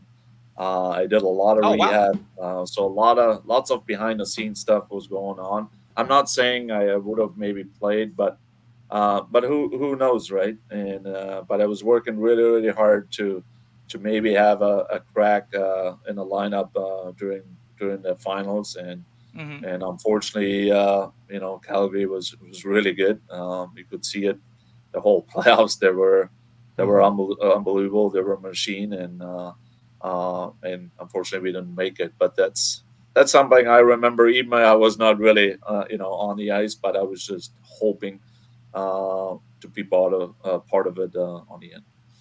So that's sort of a alternate history thing because let's say you had been healthy, or let's say the Sharks make it to the final and you can help them out, and you guys win the Stanley Cup. Maybe the next season, what or the next season you guys played. I know there's a lockout in between, but the next Yeah, season, that's the Joe Thornton trade. Maybe that trade doesn't happen because you guys are the defending Stanley Cup champion, yeah, no, it's right? and that's why I said earlier. It's everything happens for a reason, and yes, it's hard sometimes, but again, it kind of worked out for me, and but yeah, it was playing playoffs in San Jose was unbelievable, with the fans and everything. So those kind of games were electric. I mean, this Hmm. is the tank was absolutely buzzing, and a lot of people still ask me about what was the greatest place playoff or the loudest, whatever it is, and you know my experience, what I had, I think definitely San Jose in those good days and good years, it definitely had one of the loudest fans in the league. Yeah, Keegan's about to jump in with a question here, but I wanted to mention that people, I think, forget that the Doug Wilson's was GM from 2003 to 19, or sorry, to 2022. But Hmm. from 2003 to 2019, the Sharks had so much success. They were in the playoffs 14 of 15 years. But I think people kind of forget that it actually started before that success with Dean Lombardi in 1997, 98, Yeah, right? And you yeah, guys there, and you yeah, guys were in the playoffs every year except for that one year. And so basically for 22 of 24 years between Dean Lombardi and Doug Wilson, you guys were always in the playoffs, and yeah, I think that's just yeah. part that I think sometimes people focus on the more recent Shark successes, but it went back a little farther than I think people sometimes remember. Yeah, yeah, no, and every year we got better and better Right. and better, right? And you could feel it. We felt it as players, as a team, and that's why we got yeah, we were so motivated, and and it was also fun, right? I think the whole city felt it the same way like we did, and even with it started also with making big trades, with Timo Solani, Right. even when I was there and stuff like that. That showed already like, okay, the Sharks are serious now. They wanna win the cup, and we got close, not close enough, but it was definitely a great experience. They would have done if you were healthy that year. They would have got theirs. Had to get through Tampa that year as well. Tampa was pretty Yeah, good too. it was good too. Yeah. Yeah. We've had I guess there's not really a question here, but just we've had multiple people from that time period of the Sharks talk about how the tank was special in that time. But is there anything specific that you can mention about it, like why it was I so mean, I special? always say two things. Actually, three things. First was my first game. Mm. That's something I will never forget. And with that whole crowd and the whole experience, it was something else. I think that my second thing was when Sharky got stuck up there. Right, I still remember that. I don't know if you were around, but Yeah. Mhm. before the game, Sharky got It's stuck just in the rope there. God, it was yeah. kind of scary, but also then now again, it's kind of funny, and we still talk about it. Um, but it was no, it was again. I'm going back to those playoffs games. Those. I mean, those were unbelievable. It's yes. those games are always different than obviously a regular season game. But again, San Jose made it so special because it was so loud. The fans were absolutely crazy. Um, so so that for me actually hurts now when I go into the Shark Tank, and Yeah. and I see a lot of empty seats. That Right. hurts. That honestly, that hurts because I seen this place absolutely go nuts, and hopefully they can get there as soon as possible. Yeah, we've brought up a couple of bad memories. Um, so sorry about that. There's one more. I guess this was just kind of a general question about your playing days. Like you towards the end of your career, and this happens for a lot of different vets. You kind of bounce around a few different teams. When did you kind of know that you were slowing down, and was it more just like a speed thing or the speed of the game? How did you know that you were slowing down? Yeah, I think that was after my second ACL. So my Hmm. first ACL, it was actually, yeah, bad injury. I worked really hard to come back, and I never really had a problem. Played probably too many games that year because of the Olympics too. I think Hmm. that's one of the reasons. Maybe that's why the second one happened right after. But the second one, it was. I think that's the one I felt the most. Starting mentally it was Hmm. not easy, and then having two ACLs in that short of time and getting older too. I just didn't feel the same, like you said. My chump was not Hmm. as 100%. Waking up every day very sore, very stiff. So I kind of knew I was a little bit in trouble, and that's why those trades happen on the end too. It was a really hard time mentally, but also I kind of knew, okay, I need more time, but I don't have that time. So it was a tough challenge, but my knees, my body, it just couldn't do it anymore. Um, when I retired, there was a lockout year too. I went home to Germany, and they offered me a 5-year deal. I finished really strong. I actually had a lot of fun, but my body was done. I just couldn't do it anymore, and that's why I retired. Is that what happens with athletes kind of near the end of their playing careers? As hard as it is, but like your body tells you for a lot of you guys, like kind of at the end, they're like, "Hey, you can't do what you used to do." Like Yeah. your body makes that No, I, statement. I, I I think so, but Mhm.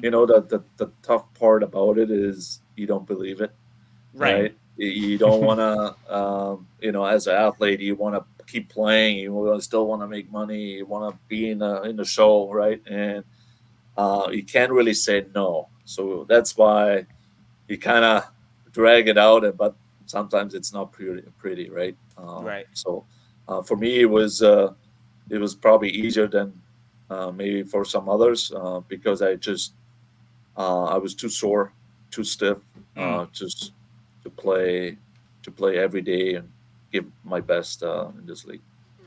Well, like you mentioned, you went to Germany to play for a little bit. I think you officially retired your playing career in 2014, and then you moved right into coaching, and your immediate success in that area. And so I want to move forward to 2018.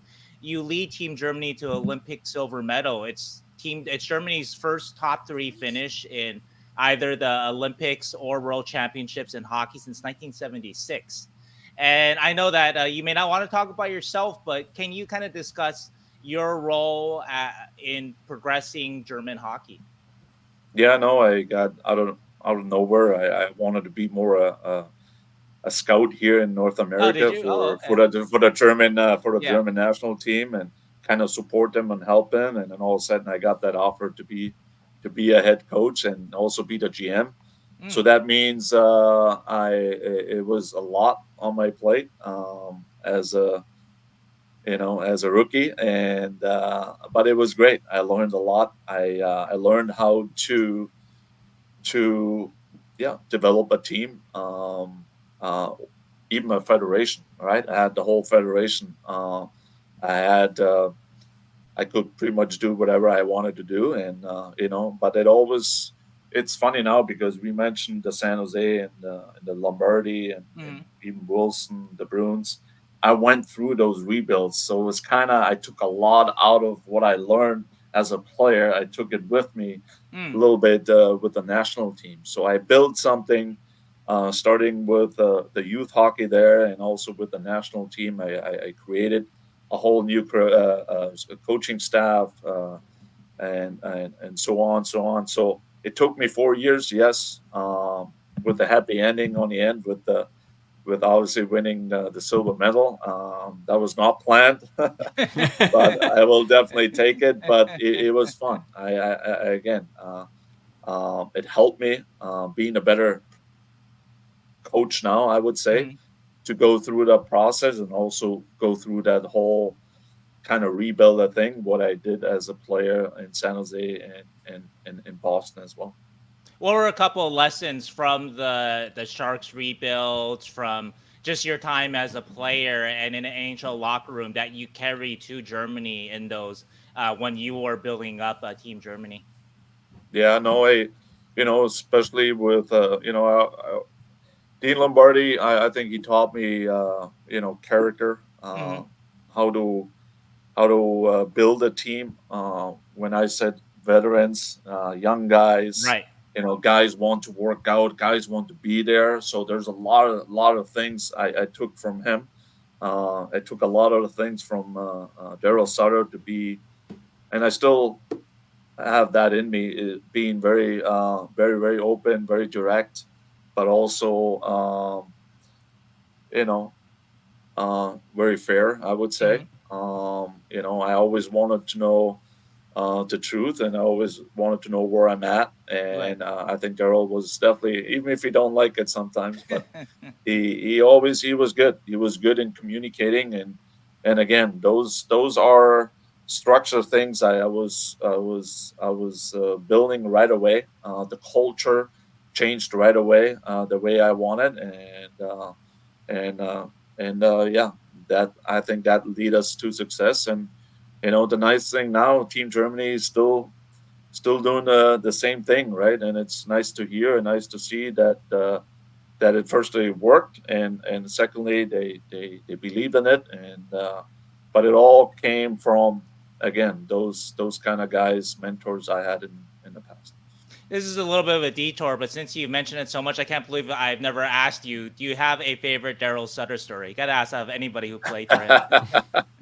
I mean, there's always a few, but you know, I, a few of them I can't tell actually, because I would probably, or he would get in trouble. But he's a very intense guy, and he's especially on game day. I would say absolutely nobody was allowed to talk to him, because his mind was already at the game. And but again, I think he's a guy who loves the F words, and especially during intermission. And I remember the one time, it used to be the tables full of Gatorades and all that kind of stuff, and we were playing in Chicago, and he was not happy because he coached in Chicago, Yeah, so it sure, of was always course. a special place. And that table full of full of Gatorades, the big ones, the cups, everything full. He just demolished the whole thing, and we had to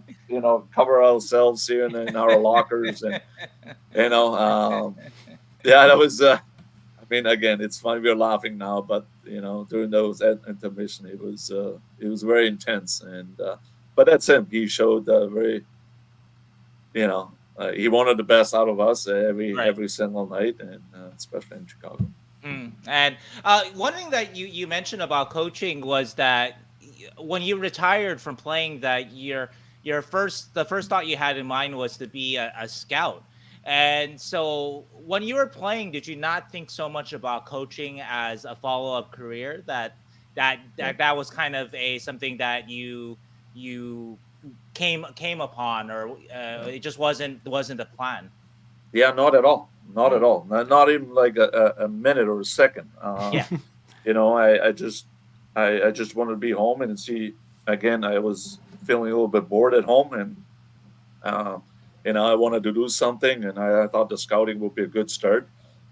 Still, that time, no coaching at all, and my son, he got me on the ice with youth hockey, down here in Florida a lot of times, and I enjoyed it and all of a sudden I got into it. I would say I got a lot of good feedback, um,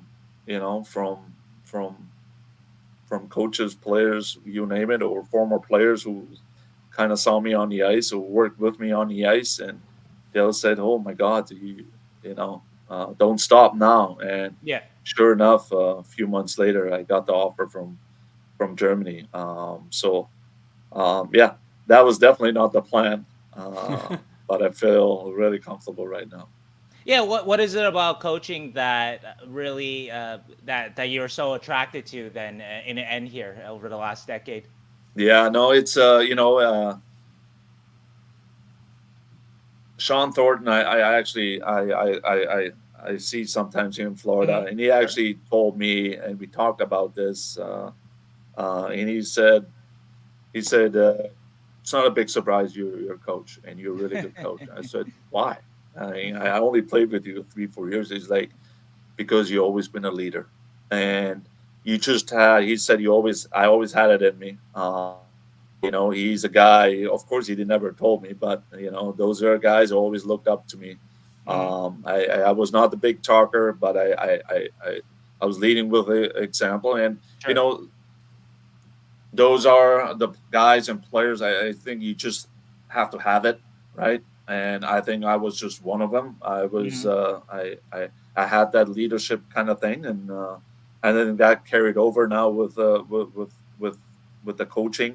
I think it really helped me. And again, I have so much experience as a player, and I felt like I wanted to help, and I'm very competitive, right? And I wanted to help them to get to the next level. And for me personally, it's and I missed the game too, so it's a little bit of a combination of it.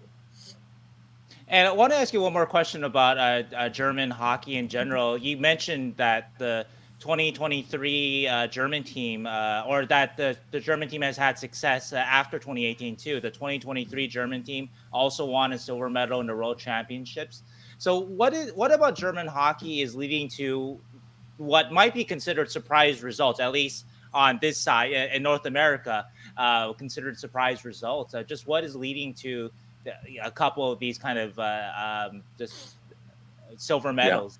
yeah. No, it's always for us. It's such a big challenge because of sport like soccer Mhm. and also tennis, and now more and more basketball and some other sports. They're pushing really hard because they also are a little bit cheaper, right? Mm. Hockey costs a lot of money, and families can't afford it. And so for a little country like us, it's a big challenge. So we had to came up something, and actually just started when I was there. Right, I think the year or 2 years before it was. We called it a 5-star program. So a lot of the teams had to get those kind of stars to maybe get some money out of it and create. There's so much to it. I can't tell Mhm. you everything, but it Right. kind of created everything from the bottom. And I Mhm. think that's something what we needed to do to get those kids, get him to the rink, and then having getting them good coaching also, right? So they can develop the right way, uh, um, and then go to the next level and so on. So that's I think that's been our recipe a little bit, starting Mhm. from the ground, starting from the little kids who are Right. starting hockey, was 5 to 10 years old, Mm. and getting more and more kids excited about the game. So yeah, 2018. Then the result there might have been, like you said, a little bit of a surprise, but the infrastructure you think is there now. So 2023, and from now on, it maybe shouldn't be as much of a surprise then, right? These kind of strong finishes. Yeah, no, I'm not surprised, Yeah. and we just had to. We needed everyone on the same page. That I think the federation was one thing, and then but the league and all the other leagues. I'm not saying they were separate, but we were just not in one. We're not on the Mm, same page, and now I feel like we kind of came together. The time I was there, it was getting better and better and better.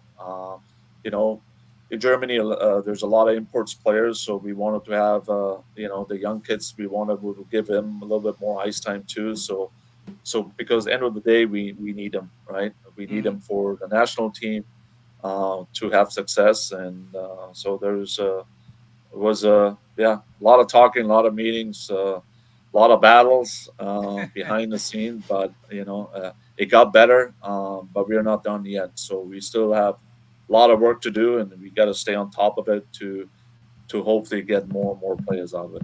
Right, and turn that silver into gold, right? Yeah, exactly, exactly, exactly. What is it like seeing a guy like Leon Draisaitl being a top 5, top 10 player in the NHL? Yeah, it's amazing, and especially for me, I didn't really know him, him growing up, but I had him with the national team. He had a few world championships with me. We had Hmm. the Olympic qualification. He was a big part of our team. So and kind of see him also grow every year. Every world championship, he came back. He wanted to come back, and I see him better and better and better. Like this guy is absolutely amazing, and he's my favorite. Honestly, he's now without Bergeron gone now. He's my favorite player in the NHL. Just because I know him, he's from Germany, but Mm. also just the way he plays and the Hmm. way he wants to win, and also he wants to be the best. Yeah. It's very cool. You like him better than your son or relative, Nico Sturm? Son I'm just relative. joking. Nico says that he gets asked so much, like, "Are you related to Marco? Are you related to Marco?" So Yeah. I don't know if you get the same question a lot if people ask Yeah, you I that. got it. Not probably not as much as him, but it's funny. He only lived, or his hometown is probably like a couple hours away only, and Mm, I never met him before. I always wanted to have him at my national team. right. He was at college. I always tried to get him, but they wouldn't let him go because he was too smart. So I never had a chance to work with him. Smart guy. Yeah. And finally, thank you, Marco, so much for your time. I just wanted to move on to the sort of the last topic that we're going to talk about here. So this past summer, you were up for the Sharks head coaching job. And I just wanted to ask you, just what was that process like interviewing with your former team? You've mentioned how much you love the Sharks organization and how much you still love the Sharks organization. Just what was the interview like? What were some things that maybe you're asked by my career? What can you share about that process with us? No, it was a great experience for me. I was again, like you said, I was very excited to get a call from Mike and to get an interview, and of course I did it. I was still in playing mode. We were still in playoffs with Ontario, so I kind of did it in between and right after. So it was a lot of stuff going on, but it was great. I think they did a good job. They probably had to do everything to present all the coaches and the whole process to probably the ownership and everything. It was a big hire, obviously, and I was in San Jose for a visit and had another call after that. So no, so that was intense. It was long. I think they knew everything in and out what I was thinking, and I don't even know how many coaches were involved or anything. For me personally, I am a social media guy. But I'm not searching anything. That's not me. Right. When I read something, usually somebody sends me something. Like you came out with that article. I didn't see it, but people were forward me those Yeah. the messages and links and all that kind of stuff. So that's how I usually get the infos. I try to stay out of it a little bit. And again, no, I definitely made it to the next round, if you want to call it, because I got the invite to San Jose, and it was good. It was a good day. We'll talk about that in a second. Just sort of things that I heard a little bit there. But before we get there, and I want to also make clear that for anybody wondering, Marco was not the source of anything. I texted Marco a couple times. He's like, I can't talk about it, Sheng. And Marco's the night. You guys can tell. You guys are listening to this. Marco's a very, very nice guy. If you ever run into Marco, he's gonna give you a big smile like this, right? So, but But now, you he know was, what? Don't get rid of your source, because they were right. Yeah, that seems like chalk one up for the pretty good. Did you ever speak with Jonathan Becker or Hasso Plattner, or was it all through Mike Greer kind of thing? Yeah, I never saw them. I never talked to them. I was hoping to get some German love, but I never did. So.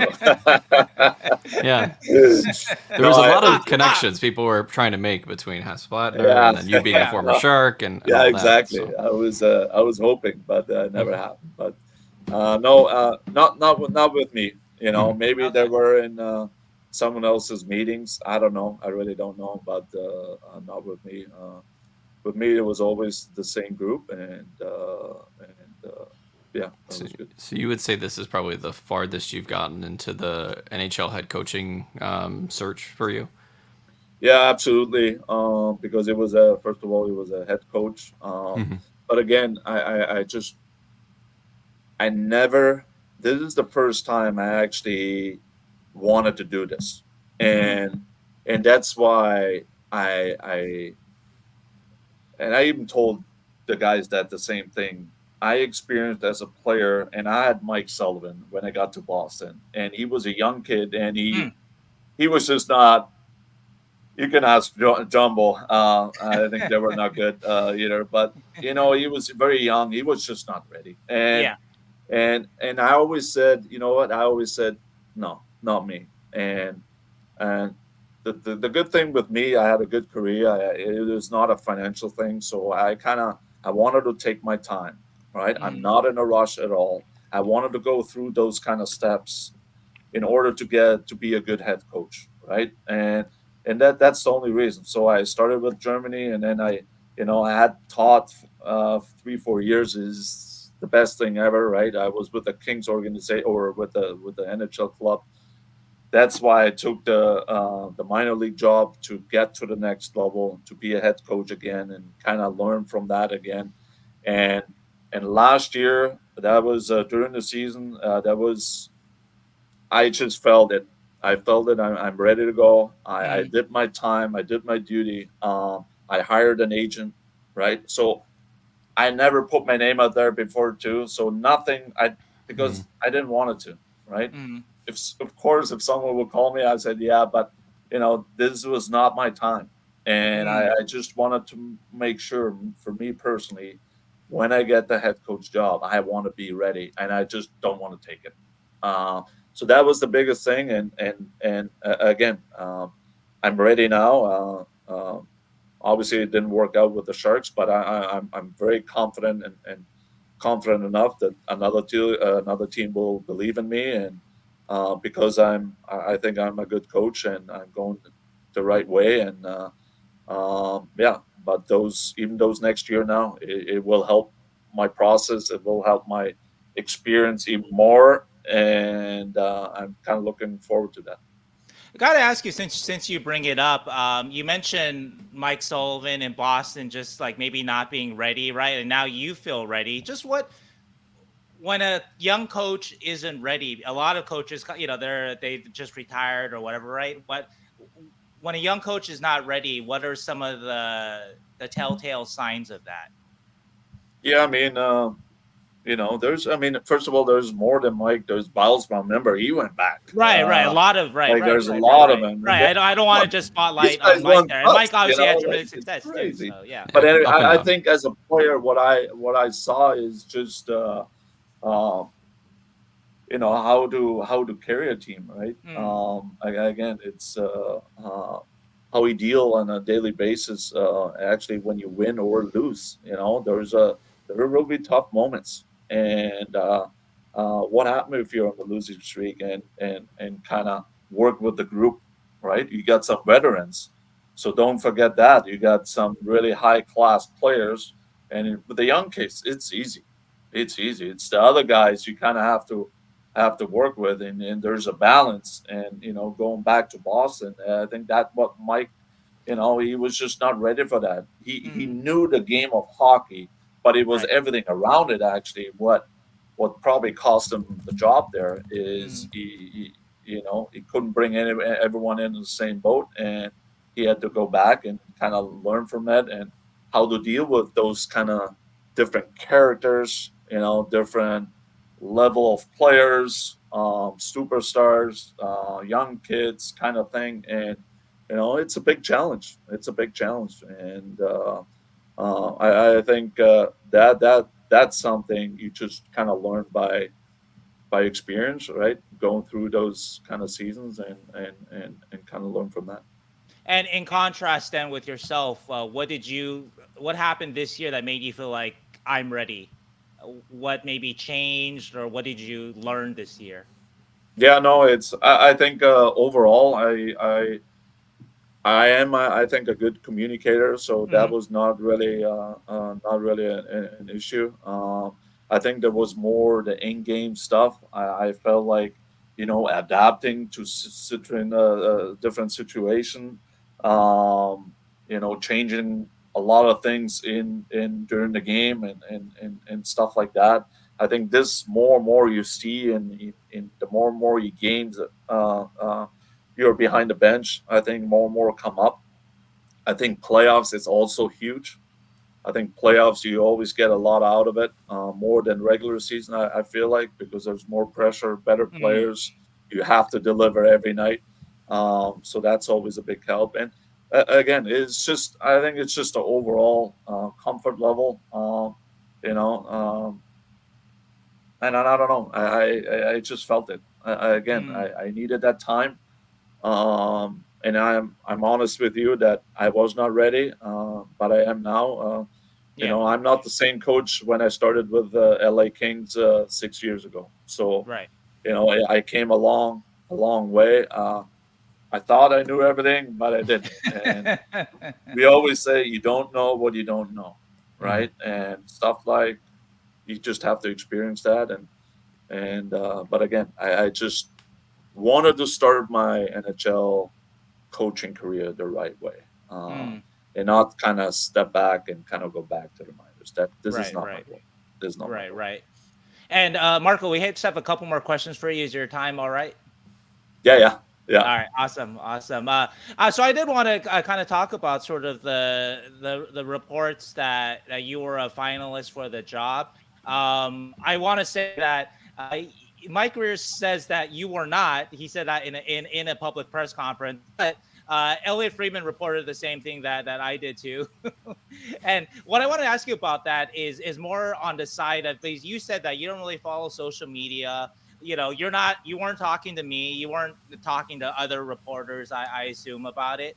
And so what is it like just to be, I don't know, you start hearing that someone sends you, oh hey, like does it like are you getting excited when you shouldn't be? Are you telling yourself, hey, don't get too excited, it's just some reporter in San Jose? Or it's even Elliot Friedman, who, Elliot Friedman is Elliot Friedman, but it's, hey, it's still just a reporter though, like I'm not hearing that necessarily or exactly those words from Mike Greer or from Hassel yeah. Plotner. So just, I don't know, did just, what was that like, being sort of like firsthand witness, but also being apart from it too. Getting these emails or stories from your friends. Yeah, no, it was definitely I think for all of us it was a long stretch, right? Mm, The unknown, kind of unknown, the up and downs. But again, you always, or I try to create my own picture, right? I always, like I said, I'm always prepared, and also after every interview, I have my ways to go through that stuff, and I went through it with everything what was happening in that meeting, so I can create my own picture, right? mm, And I felt really good. I felt comfortable. I thought, I will be the perfect fit. And again, whatever Mike says. I mean, he knows it. He knows the best. He can say whatever he wants. I can't control that. Well, all I know is whatever he tells me, and that's what I'm gonna leave it with that, right? So Okay. I gave everything I had, and again, his comments, I can't really comment on that, but I felt really good, and yeah, I'm just gonna leave it at that. Okay. I actually was wondering one thing though. You come to San Jose for an interview. Are you kind of like, do they take you out, treat you to a nice dinner, or is it you just go to the Sharks size office? Yeah, I was just at the office. Oh, okay. Yeah. No, it was again. It was. I think we got kicked out the night before or the day before, so everything happened. Everything happens really fast or something like Oh, that. you mean the playoffs, right? You guys. Playoffs, yeah. It Gotcha, got gotcha, gotcha. Yeah, everything yeah, was yeah. really hectic. I didn't have much time, but again, it was. I remember it was a bad day anyway. It was not sunny. It was cloudy, like typical San Jose day. All right, a little bit of rain, but again, it was nice to be back at the rink, and I also I remember when I arrived. I also remember when I arrived, people recognized me and at the airport, and I'm like, oh no, because Oh no, don't. Those are my sources. All right, don't reveal that. yeah, exactly. So I'm like, because if you remember, Todd got a picture was out when he left to Toronto at the airport.